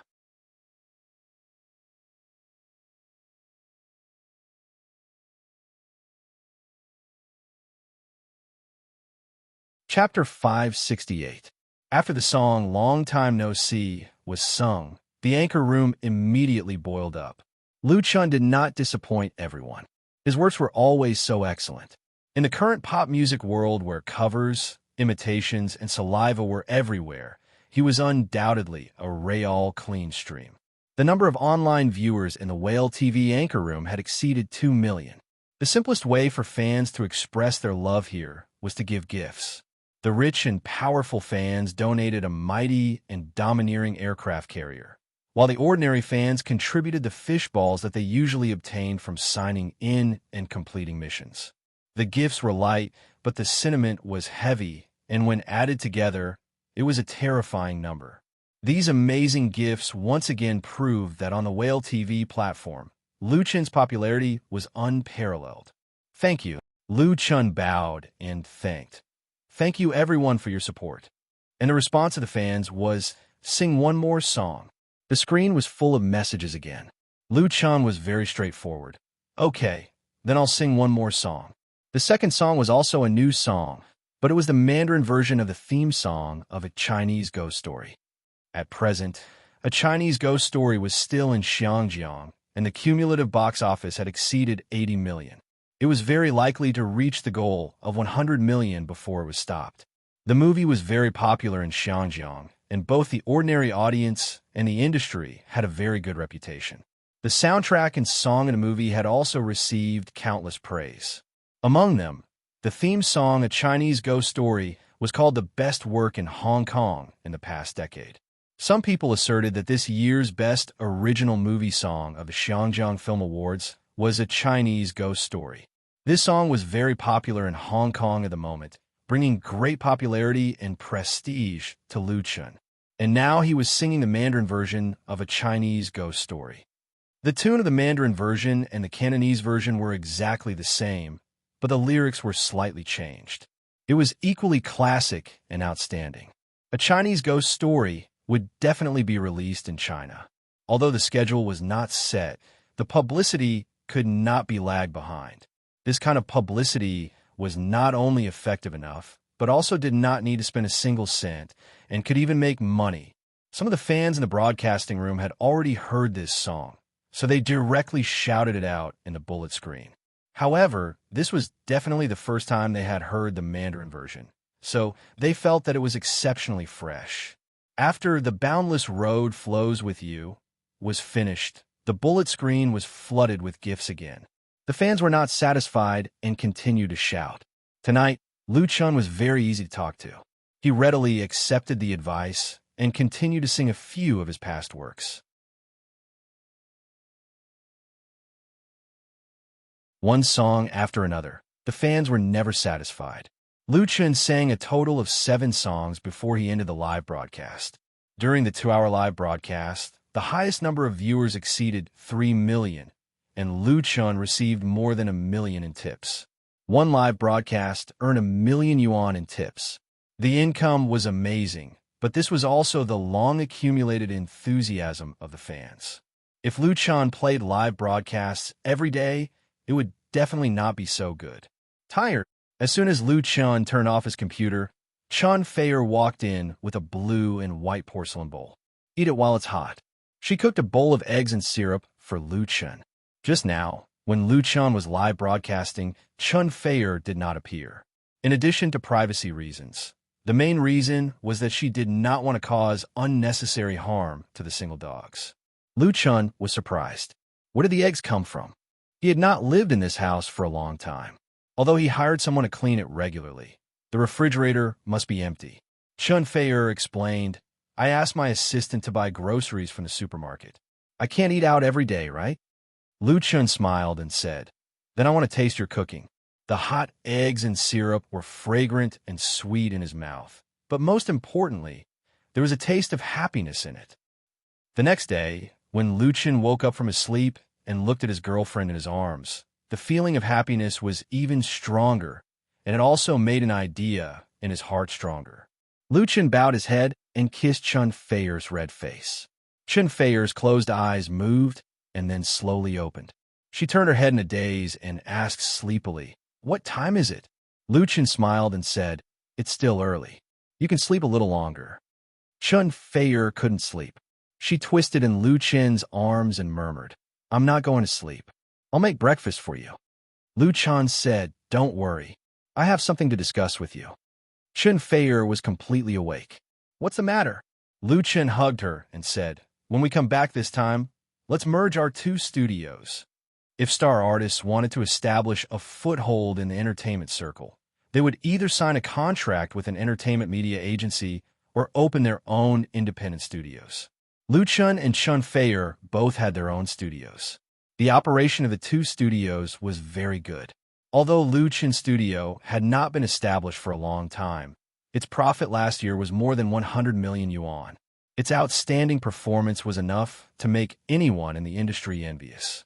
Needless to say, Chun Feier's studio's position in the circle for more than 10 years was as stable as Mount Tai.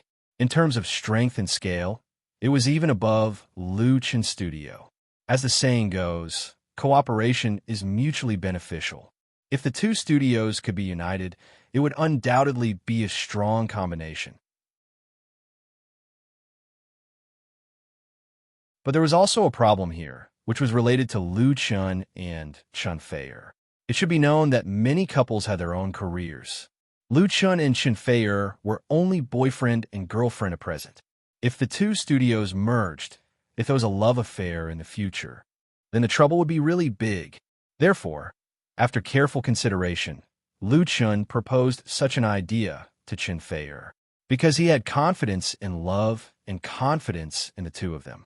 Chun Feier was silent. Lu Chun, who didn't get a response, couldn't help scratching his head and said, "If you don't like it." Before he finished his words, he was blocked by Chun from mouth to mouth. After a passionate and lingering kiss, Chun Feier stroked Lu Chun's chest and gasped, "In fact, I've been waiting for you to say this for a long time. Let's merge our 2 studios." Lu Chun said with a smile, "Then let's upgrade it to a company. Let's go to discuss it with my sister today." If the 2 studios merged, the scale would be very considerable. The structure of the studio was obviously not enough. It was inevitable to upgrade to a company, and it was also for long-term development considerations. Chun Fei nodded and had no objection. Ring ring at this time, the phone on the bedside suddenly rang. Lu Chen quickly reached out and picked up the phone. Hello. Are you up? If you are up, then come to the studio quickly. The voice of his sister, Lu Shi, came from the phone. There are a lot of things waiting for you.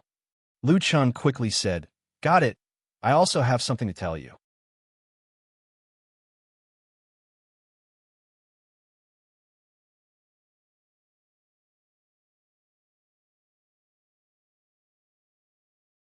Chapter 569. In the capital, New Era Art Park, Lu Chen Studio. In the general manager's office, Lu Chen and Chun Fei met Lu Shi. After more than a year of honing, Lu Shi was now in charge of the most potential star studio in China. She was shrewd and powerful inside and outside, just like the image of an elite in the industry. When she saw Lu Chen again, she said snappily, Young Master Lu, you're finally back. If I didn't tell you, would you have stayed in Xiangjiang and had so much fun that you forgot home and home? Earlier, Lu Shi urged Lu Chen many times to come back to the capital as soon as possible, because there were many important matters in the studio that needed Lu Chen to finalize by himself. As the general manager, she couldn't overstep her authority.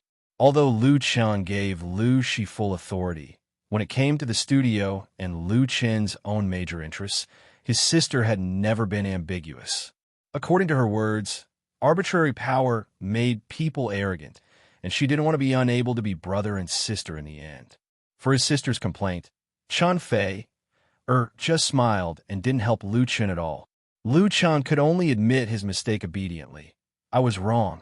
In front of Lu Shi, he was always the younger brother who needed to be worried about by his family. But now her younger brother had grown up. In front of Chun Fei, she also had to save face for Lu Chen. It's good that you know. Then tell me. What do you want to tell me? Lu Chen and Chun Fei looked at each other and held hands as if they had a tacit understanding. Lu Shi was shocked. Are you going to get married? It was no wonder that her sister misunderstood. When the two of them looked like this, anyone would have the same idea. Chun Fei blushed. Lu Chen hurriedly explained, No, Fei and I have discussed it and decided to merge our two studios to form a new media company. To be honest, this surprised Lu Shi more than the two's decision to get married. Merge to form a new company. Yes, Chun Fei said. We've thought about the name. Let's call it Chun Fei Media. Sister, please be the general manager. My studio will be merged with Lu Chen's.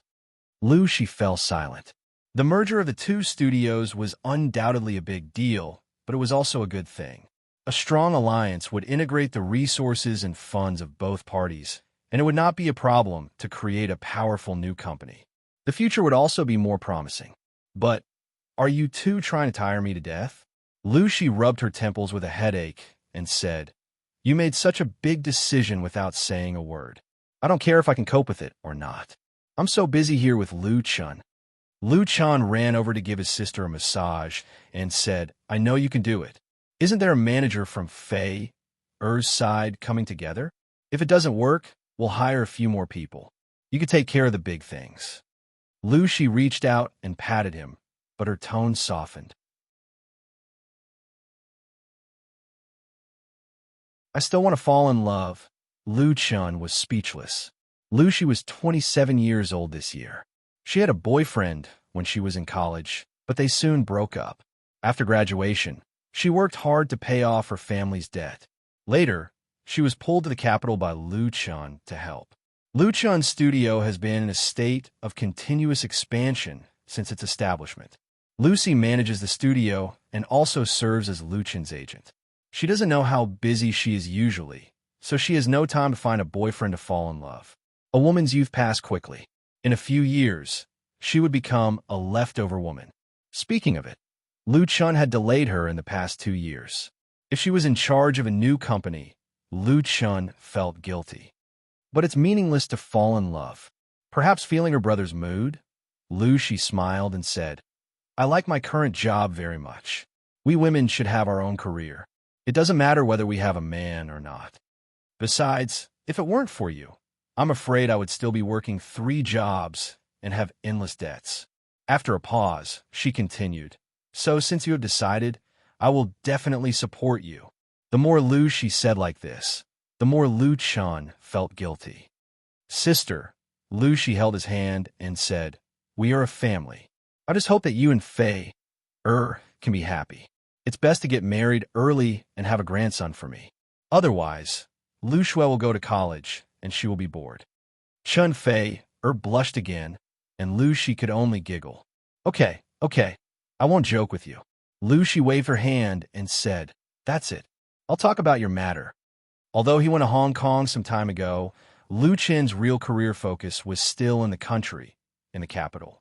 When he was busy with the shooting and publicity of a Chinese ghost story in Hong Kong, he basically couldn't take care of the studio in the capital, which naturally brought great work pressure to Lu Shi. For example, Lu Chen invested in 2 companies in Hangzhou. Tian's media company was fine. She was very capable, and she had connections in the circle. In addition to sending a financial supervisor to supervise the studio, there was basically no need for Lu Shi to worry about it. But the Happy Network that Lu Chen invested in was completely different. The original intention of the establishment of the Happy Network was actually to help Gao He and Wang Xiaoling, but he also regarded the Happy Network as an expansion of his own career. Not only did he provide ideas, but he also invested a lot of money. In this new startup company that focused on mobile games, Lu Chen spent 5 million yuan, accounting for 80% of the shares, but as the absolute controlling shareholder, he had no time and energy to run it. But Gao He and Wang Xiaoling were both college students who had just graduated. It was not a problem for them to work hard. If they really started a company, they would encounter more problems and troubles. In the end, these problems and troubles still fell on Lu Shi. Since the establishment of the Happy Network, Lu Shi has been to Hangzhou 5 or 6 times.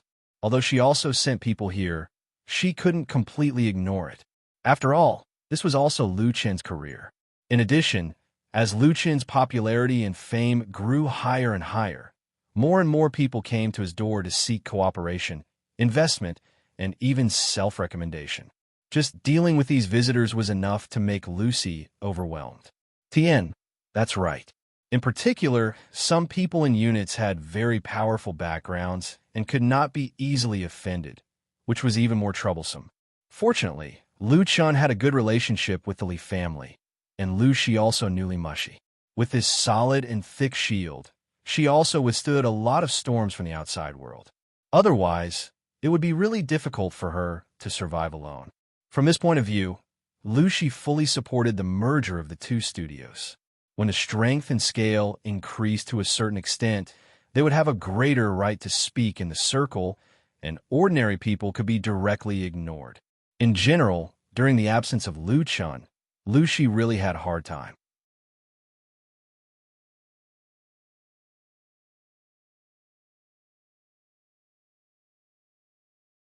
Chapter 570. Speaking of the people who have come to her door recently, Lucy really has a lot to say, because basically it's Lu Chen's fault.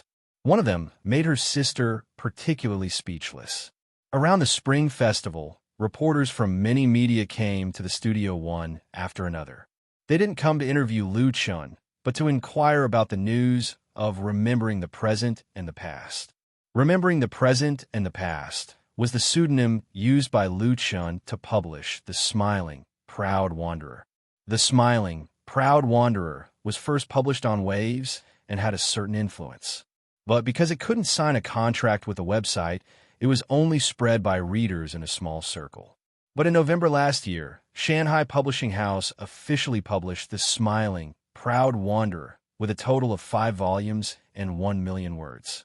According to the publishing contract signed by both parties, the first printing of the hardcover edition was 100,000 copies, and the first printing of the paperback edition was 200,000 copies. The total number of the first printing reached 1.5 million copies.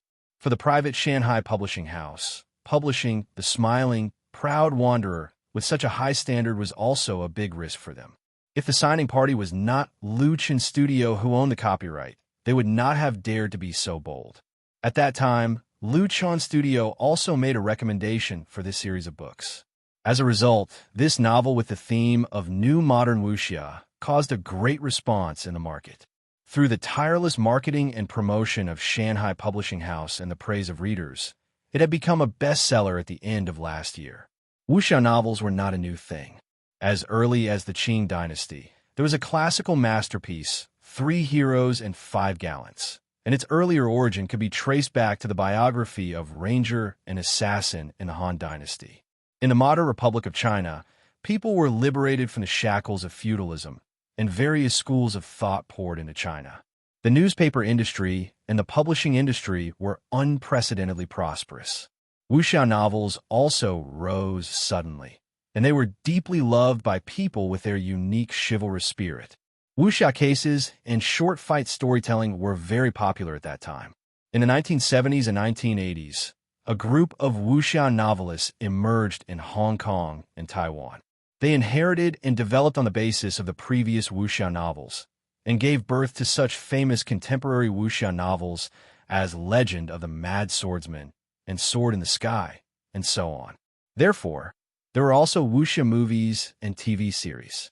But in the 1990s, wuxia novels and wuxia movies declined, but they were not cut off.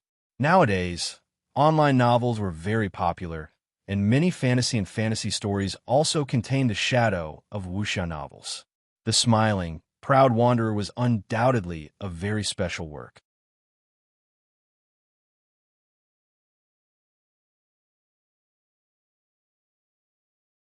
Its story was far more exciting than the traditional wuxia novels.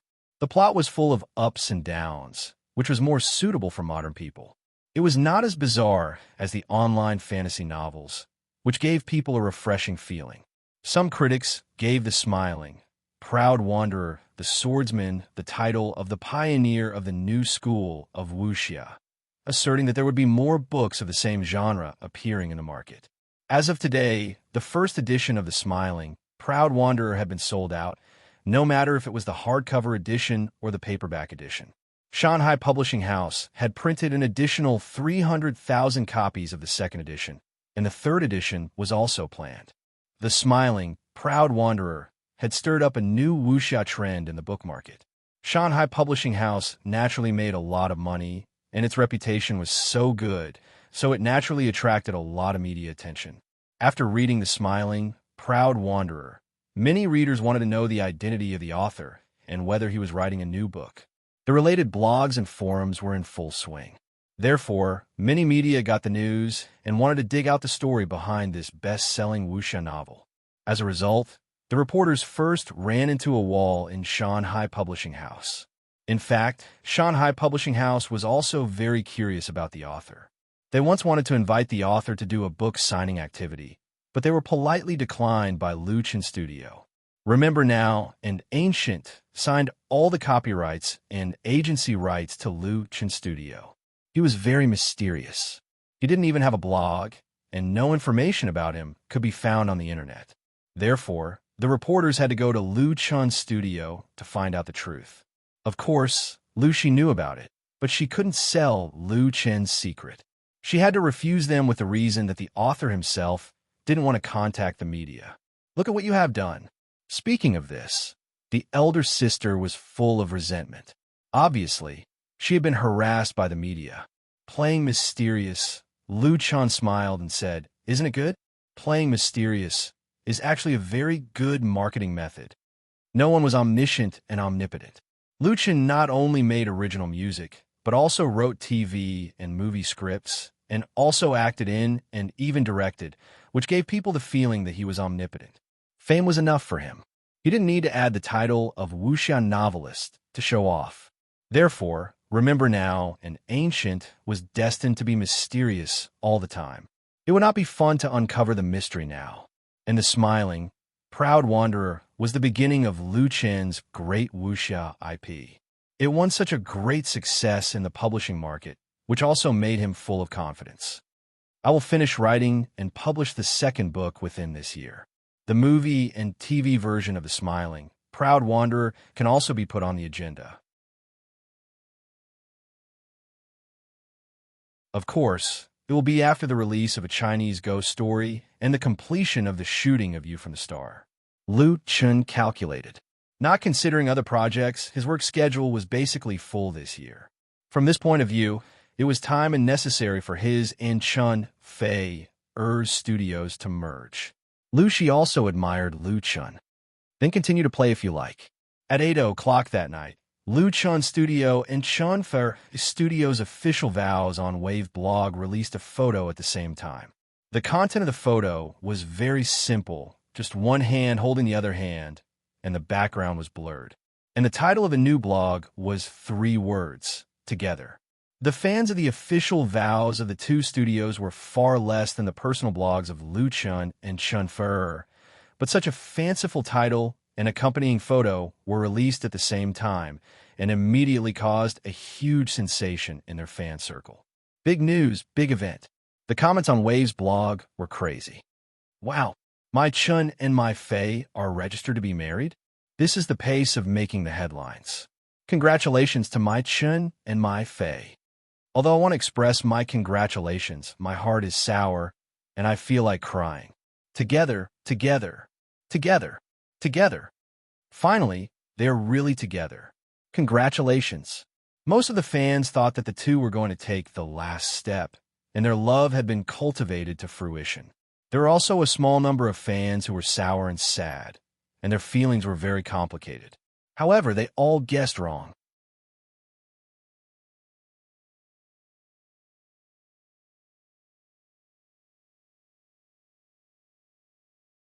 Chapter 571. The photos and blog titles released by Lu Chun Studio and Chun Fei-er's studio at the same time not only misled countless fans, but also many of their friends in the circle sent congratulatory messages to express their congratulations. This time was really big. When the two studios saw that things were developing in an uncontrollable direction, they quickly released the real news. After serious consideration by Lu Chun and Chun Fei-er themselves, in order to better expand their careers, the two studios will merge in the near future and form a new media company. They were actually together, like this, and it wasn't what everyone thought it would be. Therefore, the fans, who were alarmed by the false alarm, immediately complained. So, it's a studio merger. I thought my Chun and my Fei were going to get married. It's a waste of my feelings and hurt my heart. Compensation. You must compensate for the emotional damage. I was so scared. Haha, city people really know how to play. That's still worth congratulating.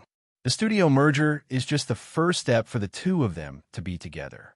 Everyone, rest in peace. I knew it. There must be something fishy.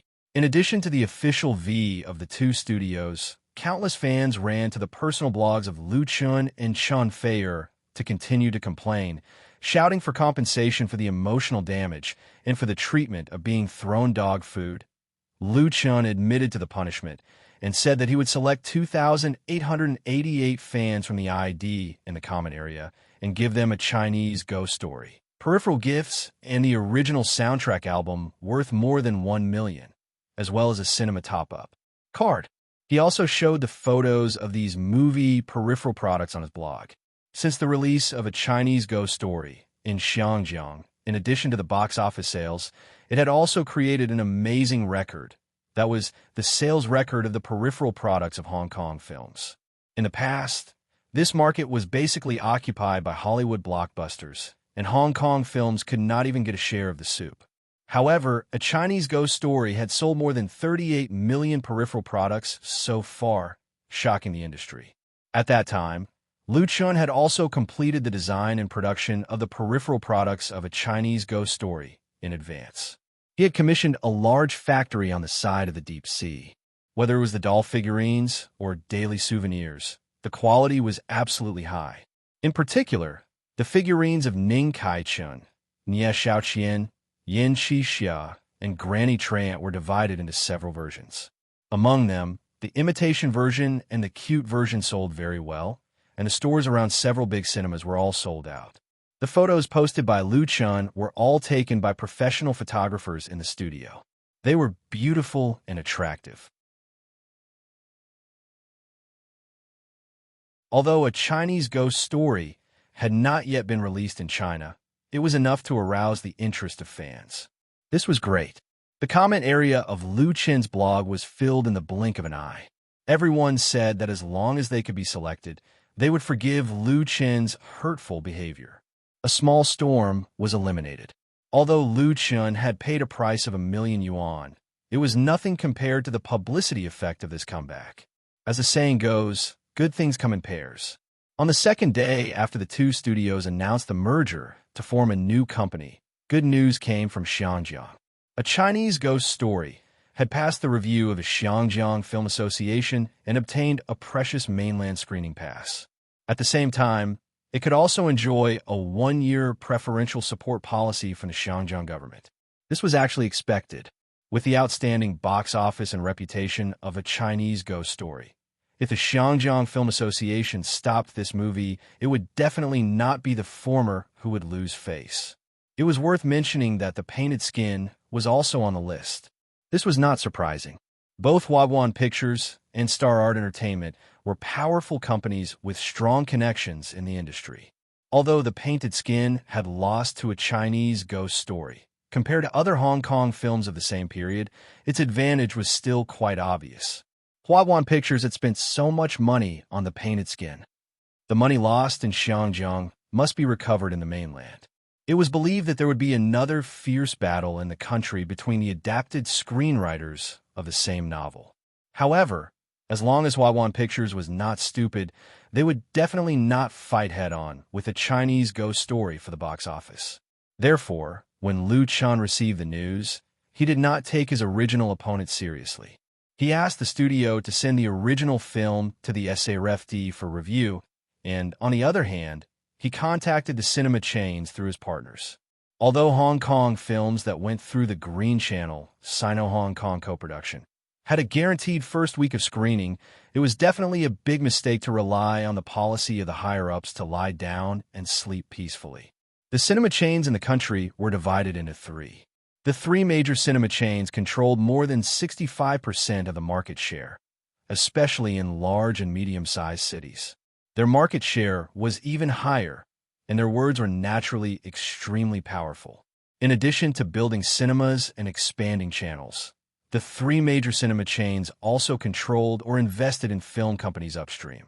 Therefore, in terms of screening, the three major cinema chains must first take care of the films produced by their own or related companies, then the imported Hollywood blockbusters, and finally the other films.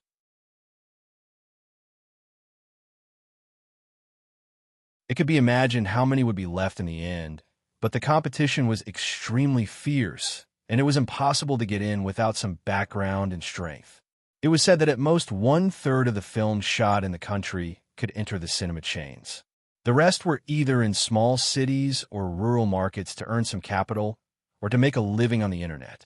This was the most fundamental reason why Lu Chen chose to start his own film career in Xinjiang. Movies were different from TV series. The market structure had long been fixed, and he had no ability to break it unless he joined a big company. How could Lu Chen, who was used to being independent, be willing? Of course, with the help of Xinjiang's film support policy, he took a shortcut. He still had to build a good relationship with the three major cinema chains, and he needed to give up a part of his interests in exchange for support and screening.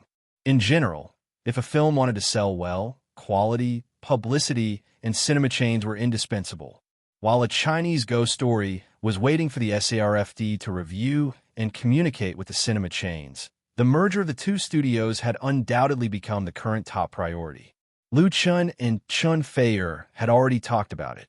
In order to speed up the process and reduce trouble, the latter studio would be merged into Lu Chen Studio, and then Lu Chen Studio would upgrade and register a new company.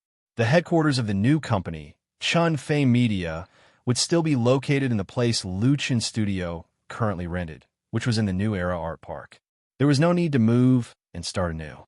There was no obstacle in registering a new company, and it could be completed in a week at most.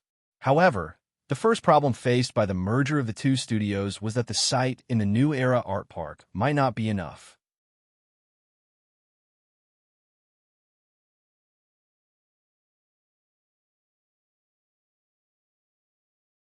Chapter 572.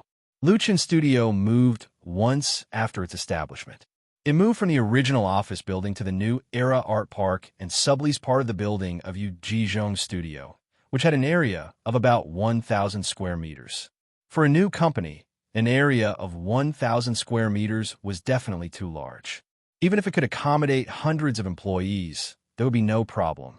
At present, the total number of employees of the two studios added up was less than 100. However, Chunfei Media was not an ordinary company. First of all, Luchin Studio had a recording studio, which had been invested several million yuan. A large part of the upper floor had already been separated. Together with the office area, leisure area, and apartment offices, there was not much spare space to use. The new company would develop music, film, and television in an all-round way. In addition to the existing recording studio, it would build an independent studio and separate several major departments. With the expansion of the company, the staff would also be further increased. In this way, the area of 1,000 square meters was really not enough. From the perspective of taking precautions, it was even more cramped. The reason was that Luchin's career was developing too fast. Of course, rice had to be eaten one bite at a time. Although the problem existed, it was not impossible to solve. The merger of the two studios first began, and it entered the fast lane in a short period of time. Brother Lu Chun. There were always surprises in life, such as this beautiful girl who appeared in front of him in Luchin Studio. Sister Jejin Tana. Lu Chun was very surprised. He did not expect that Jejin Tana would come with the staff of Chun Fei Studio today. Jejin Tana was Mongolian and had just turned 15 this year. Last year, when Chun Fei was filming on the Mongolian prairie, Lu Chun went to visit him and met this little girl. They also formed a special relationship. At that time, Lu Chun wrote a song, Beautiful Prairie My Home, and taught it to Jejin Tana. As a result, it was filmed by Chun Fei and posted on his blog, causing a great response. Chun Fei and Lu Chen's fans all liked this Mongolian girl very much. With the popularity of the song, My Home on the Beautiful Grassland, in China, she became an internet celebrity. After becoming famous, Jejin Tana attracted a lot of media to interview her. There were even some who wanted to sign a contract with her or become her manager. Whether they had good intentions or good intentions, they all brought her a lot of trouble. Under such circumstances, Chun Fei took the initiative to sign Jejin Tana. She did not want to make much money through Jejin Tana, but to make up for her unintentional actions. After that, Jejin Tana came to the capital and settled down under the care of Chun Fei. She went to school and started a completely different life.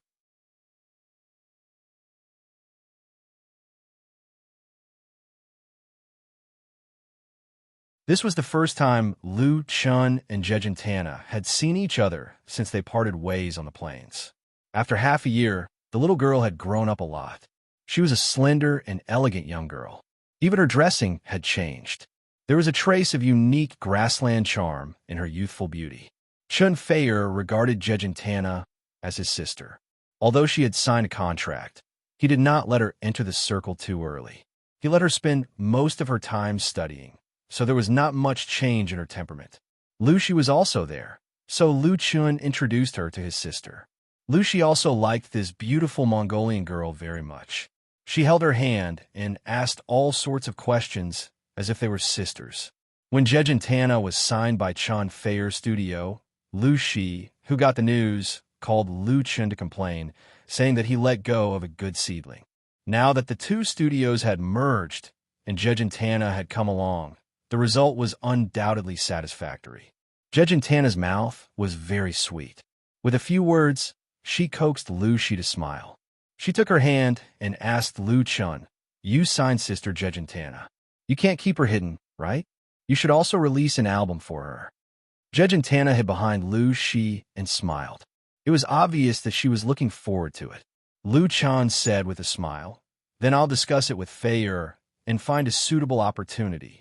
Lu Shi was just about to speak when Chen Xian knocked on the door and walked in.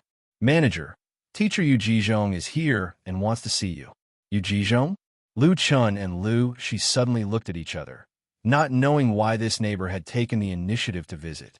When Lu Chan's studio rented most of the site from Yu Jizhong's studio, the artist was actually not very happy. Although it was close at hand, he had never visited them. Now that he was here, Lu Shi definitely had to come out to receive him. Lu Chen also wanted to see him. Lu, she said to Jejin Tana, "Sister Jejin Tana, you play here first. I'll let Chun Xin accompany you. I have something to do with Lu Chun." Jejin Tana nodded obediently and secretly glanced at Lu Chun. When coming out of the office, Lu Shi lowered her voice and said to Lu Chun, "Be careful." Lu Chen was shocked. "What's wrong?" Lu Shi sneered. "Don't think that I can't tell. Is Jejin Tana interested in you? She's a teenage girl and doesn't know anything. You have to be careful and don't cause any trouble." Lu Chun smiled bitterly. "Sister, it was certain that Jejin Tana had a good impression of him, but this kind of good impression should be the hazy feelings of a young girl who just had her first awakening of love." Lu Chen only treated her as a sister, just like Mu Xiaochu. His heart had already been filled by one person. Lu Shi interrupted, "Well, you don't have to explain to me. Anyway, you know what you're doing." Lu Chen nodded helplessly. In the customer reception room, he and Lu Shi met Yu Jizhong. The artist still had a slovenly appearance, and his messy beard was his most distinctive personal symbol. Lu Chan didn't dare to slight him. "Hello, teacher Yu. Long time no see." Lu Shi also greeted him politely. Yu Jizhong's character is still good. At least he doesn't have the strange temper of an artist. He smiled and said a few polite words to Lu Chun, and then asked straightforwardly, "Have you heard that your studio is going to expand into a company?" Lu Chun and Lu Shi looked at each other, and the latter replied tentatively, "Yes, teacher Yu." "Then I'll be straight to the point." Yu Jizhong waved his hand and said, "I'm going to move the studio to the art village in Tongzhou in the near future. Do you want to rent the house here? If you do, then I'll sublease it all to you." This was simply a pillow sent to them when they wanted to doze off. Lu Chun and Lu Shi had never thought of renting the half of Yu Jizhong's studio, but the other party took the initiative to come to them. In this way, the first problem after the merger of the two studios was solved.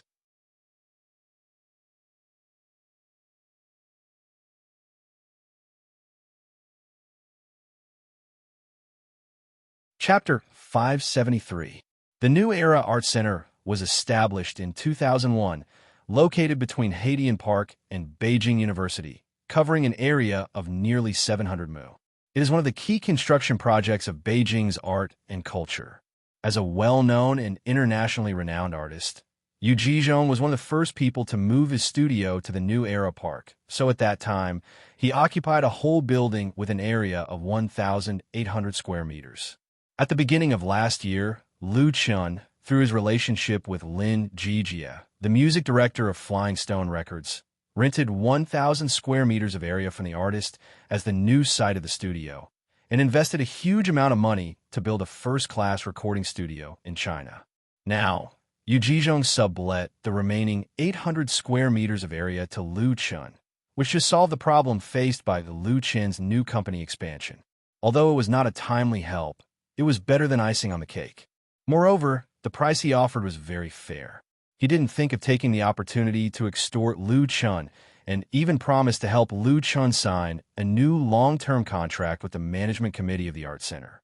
All the buildings in the art park belong to the state and are not allowed to be sold or transferred. Only by signing a long-term contract can the interests of the operator be guaranteed. Therefore, it is not easy to re-sign the contract if there is no relationship like Lu Chen's studio, which accepts the sublease midway. Out of gratitude to Yu Jizhong, Lu Chun and Lu Shi invited the artist to have lunch together at noon. Yu Jizhong readily agreed. During the meal, Yu Jizhong drank a few glasses of wine and was slightly drunk. Suddenly, he said to Lu Chun, "Xiao Lu, don't you think it's a coincidence that you're going to set up a new company here, and I come to give you the site?" Lu Chun and Lu Shi couldn't help looking at each other. Lu Shi tentatively replied, "Yes, teacher Yu. We also feel very strange. It's really a coincidence, and thank you very much." Yu Jizhong pointed to the plate with his chopsticks and said with a smile, "That's because someone spoke for you." He also helped me get a house in the art village. Otherwise, I might not have moved away in the next year or two. Someone spoke. Lu Chun asked in surprise, "Teacher Yu, can you tell me who this helper is?" Yu Jizhong smiled and shook his head. He didn't let me say, "Anyway, you just know," and after a pause, he continued, "In addition, I also appreciate you very much. There are too few young people like you in the entertainment industry. You are talented, but not arrogant. You use it to pursue your career and life progress, and you have a heart for charity." Lu Chun was ashamed and modest. "Teacher Yu, you praise me too much." Yu Jizhong shook his head and said, "It's not a compliment. I know a little about the entertainment industry. There are 2 students in the entertainment industry, but they are not as good as you." The charity fund that you set up to treat leukemia patients is very good. I've heard people talk about it several times.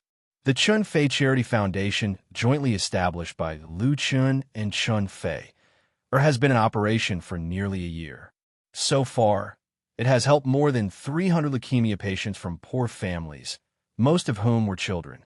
Some of the patients have basically recovered after bone marrow transplantation, which has won a good reputation for the foundation. Most importantly, unlike most private charity funds, although Chun Fei Charity Foundation has a license to solicit donations from the general public, it never persuades donations under any pretext. In addition to the donations from Lu Chun, Chun Fei and their friends in the circle, at most, they raise money for specific objects through the online crowdfunding and achieve the purpose of earmarking funds and transparency of accounts. In addition, the daily operating expenses of the foundation are all from the fund accounts set up by the two, so that donations from others can be 100% implemented, which is much better than those public-private charity fund with messy accounts. All of these made the fans of Lu Chun and Chun Fei full of pride when talking about it. As a well-known public figure, social reputation is very important. Yu Jizhong, of course, gave up his studio completely because someone spoke, but also because of his good impression and appreciation for Lu Chun. This meal was enjoyed by both the guests and the host. After returning, Yu Jizhong signed a sublease contract with Lu Shi and promised to move out within 3 days.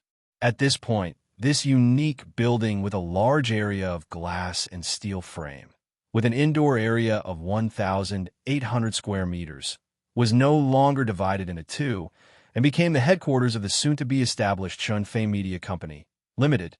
"I'm going to build an indoor studio here."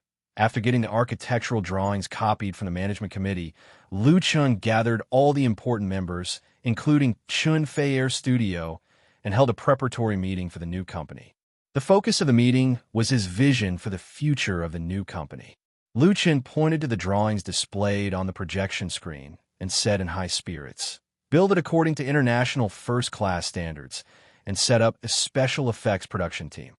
International first-class plus special effects production team. Many people present were shocked by Lu Chun's proposal. Although the area of the indoor studio designated by Lu Chun was only about 400 square meters, but according to the international first-class standards, the investment cost was definitely in the tens of millions. High-end equipment basically had to be imported, the price was very expensive, and it was normal to spend hundreds of millions. The special effects production team was even more expensive.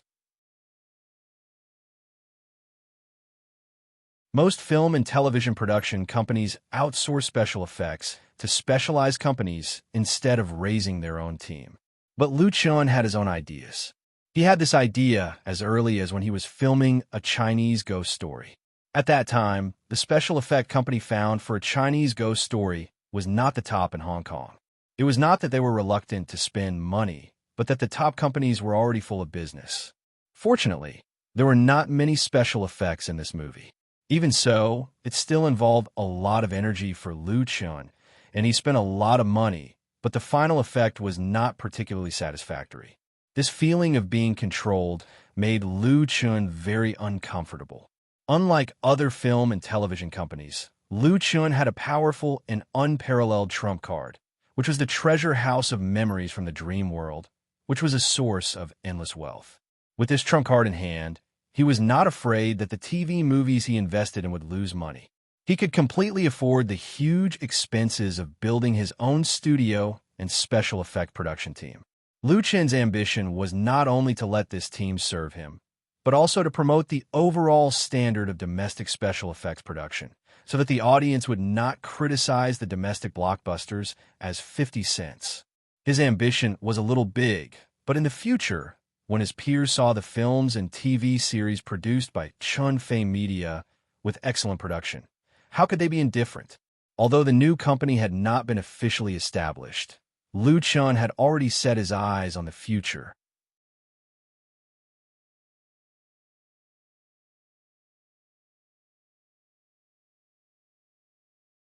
Chapter 574. Liu Chen's confidence and ambition first brought a lot of impact to the senior management of Chun Fei Studio. Several managers and supervisors disapproved of this. They had no objection to the merger of the two studios to form a new company, but in the process of a merger, Chun Fei Studio, which was more powerful, would be merged into Liu Chen Studio. So they had some ideas in their hearts. It's just that they have ideas. Since Chun Fei has made a decision, everyone can only obey. But this did not mean that they were convinced by the young Liu Chun. Now Liu Chun had thrown out such a big company construction plan, which was an amazing investment of tens of millions or even hundreds of millions of international first-class special effects production team. A supervisor couldn't help but say, "Mr. Liu, the company has just been set up and operated. Should we be cautious, stabilize the foundation first, and then slowly do it step by step?" In a supervisor's view, Liu Chun was a little too arrogant and confident. Young entrepreneurs usually make such mistakes. Although Liu Chun's past achievements are dazzling, whether in the entertainment industry or in the business circle, there are many examples of smooth sailing and complacency, leading to decision-making mistakes later. Learn from the mistakes of the past. You can't become fat in one go. You just learn to walk and you want to run. How could it be so easy?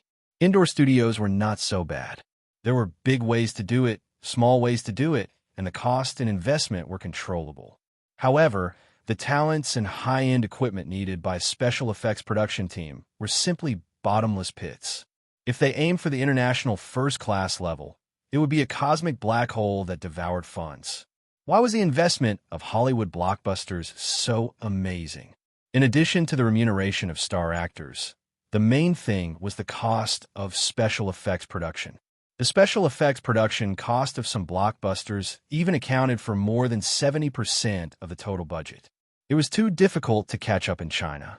Although many domestic blockbusters claimed to have special effects produced by Hollywood teams, and a lot of money was indeed invested, compared with real Hollywood blockbusters, there was a big gap.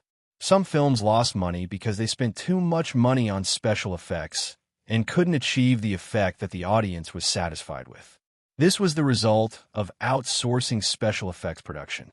In contrast, youth and idol films that did not need special effects made a lot of money in the market. Therefore, he disapproved of Liu Chen's idea. However, Liu Chun was very determined.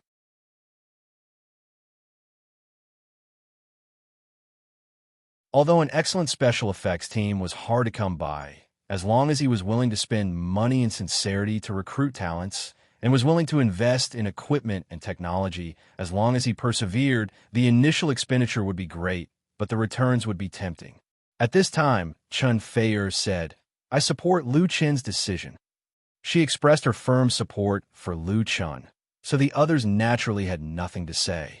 When Liu Chun saw that the managers and directors were not convinced, he smiled and said, "I'm here to announce a piece of good news.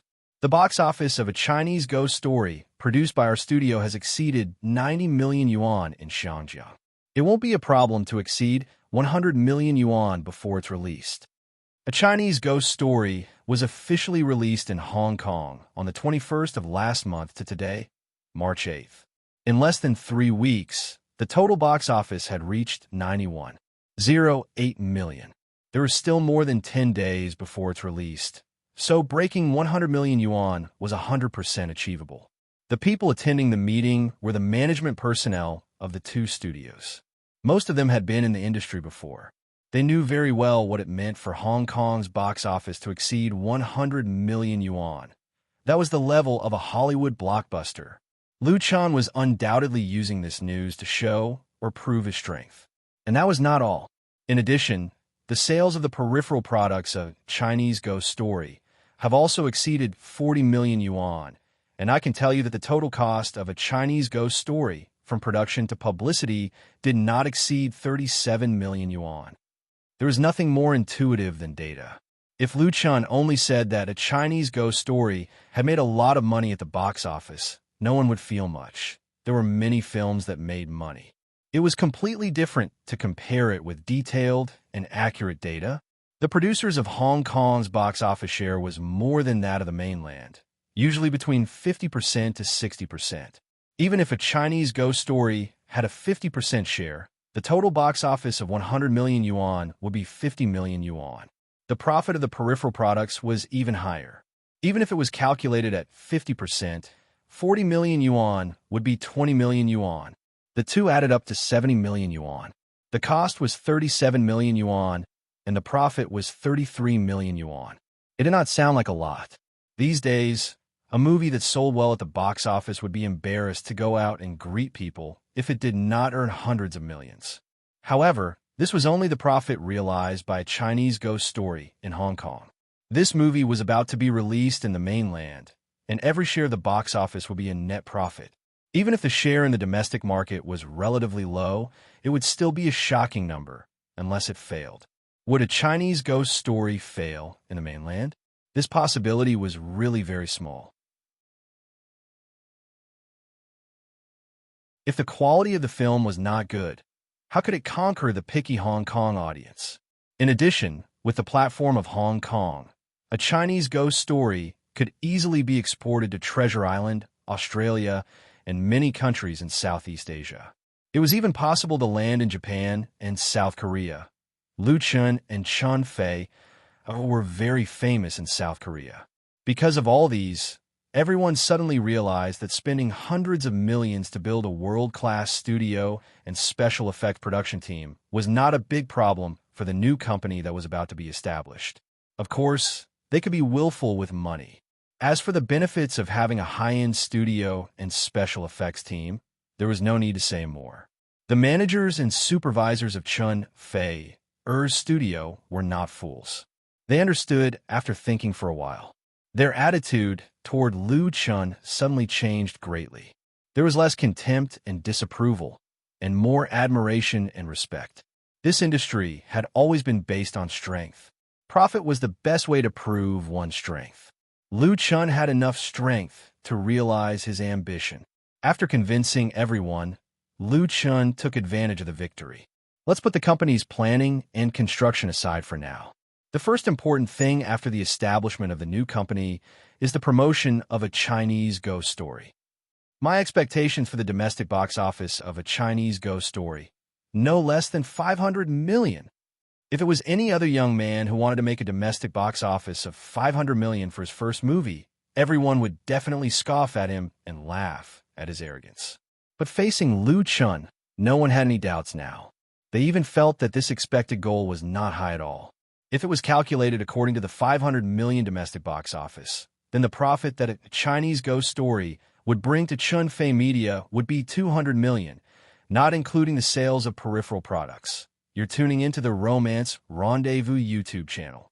We're so grateful for your support, and don't forget to subscribe to join us on this incredible journey through captivating stories. Your generosity through donations truly makes a world of difference, as it's the primary source of revenue that allows me to expand and enhance this channel for you. Thank you from the bottom of my heart for being a part of this adventure.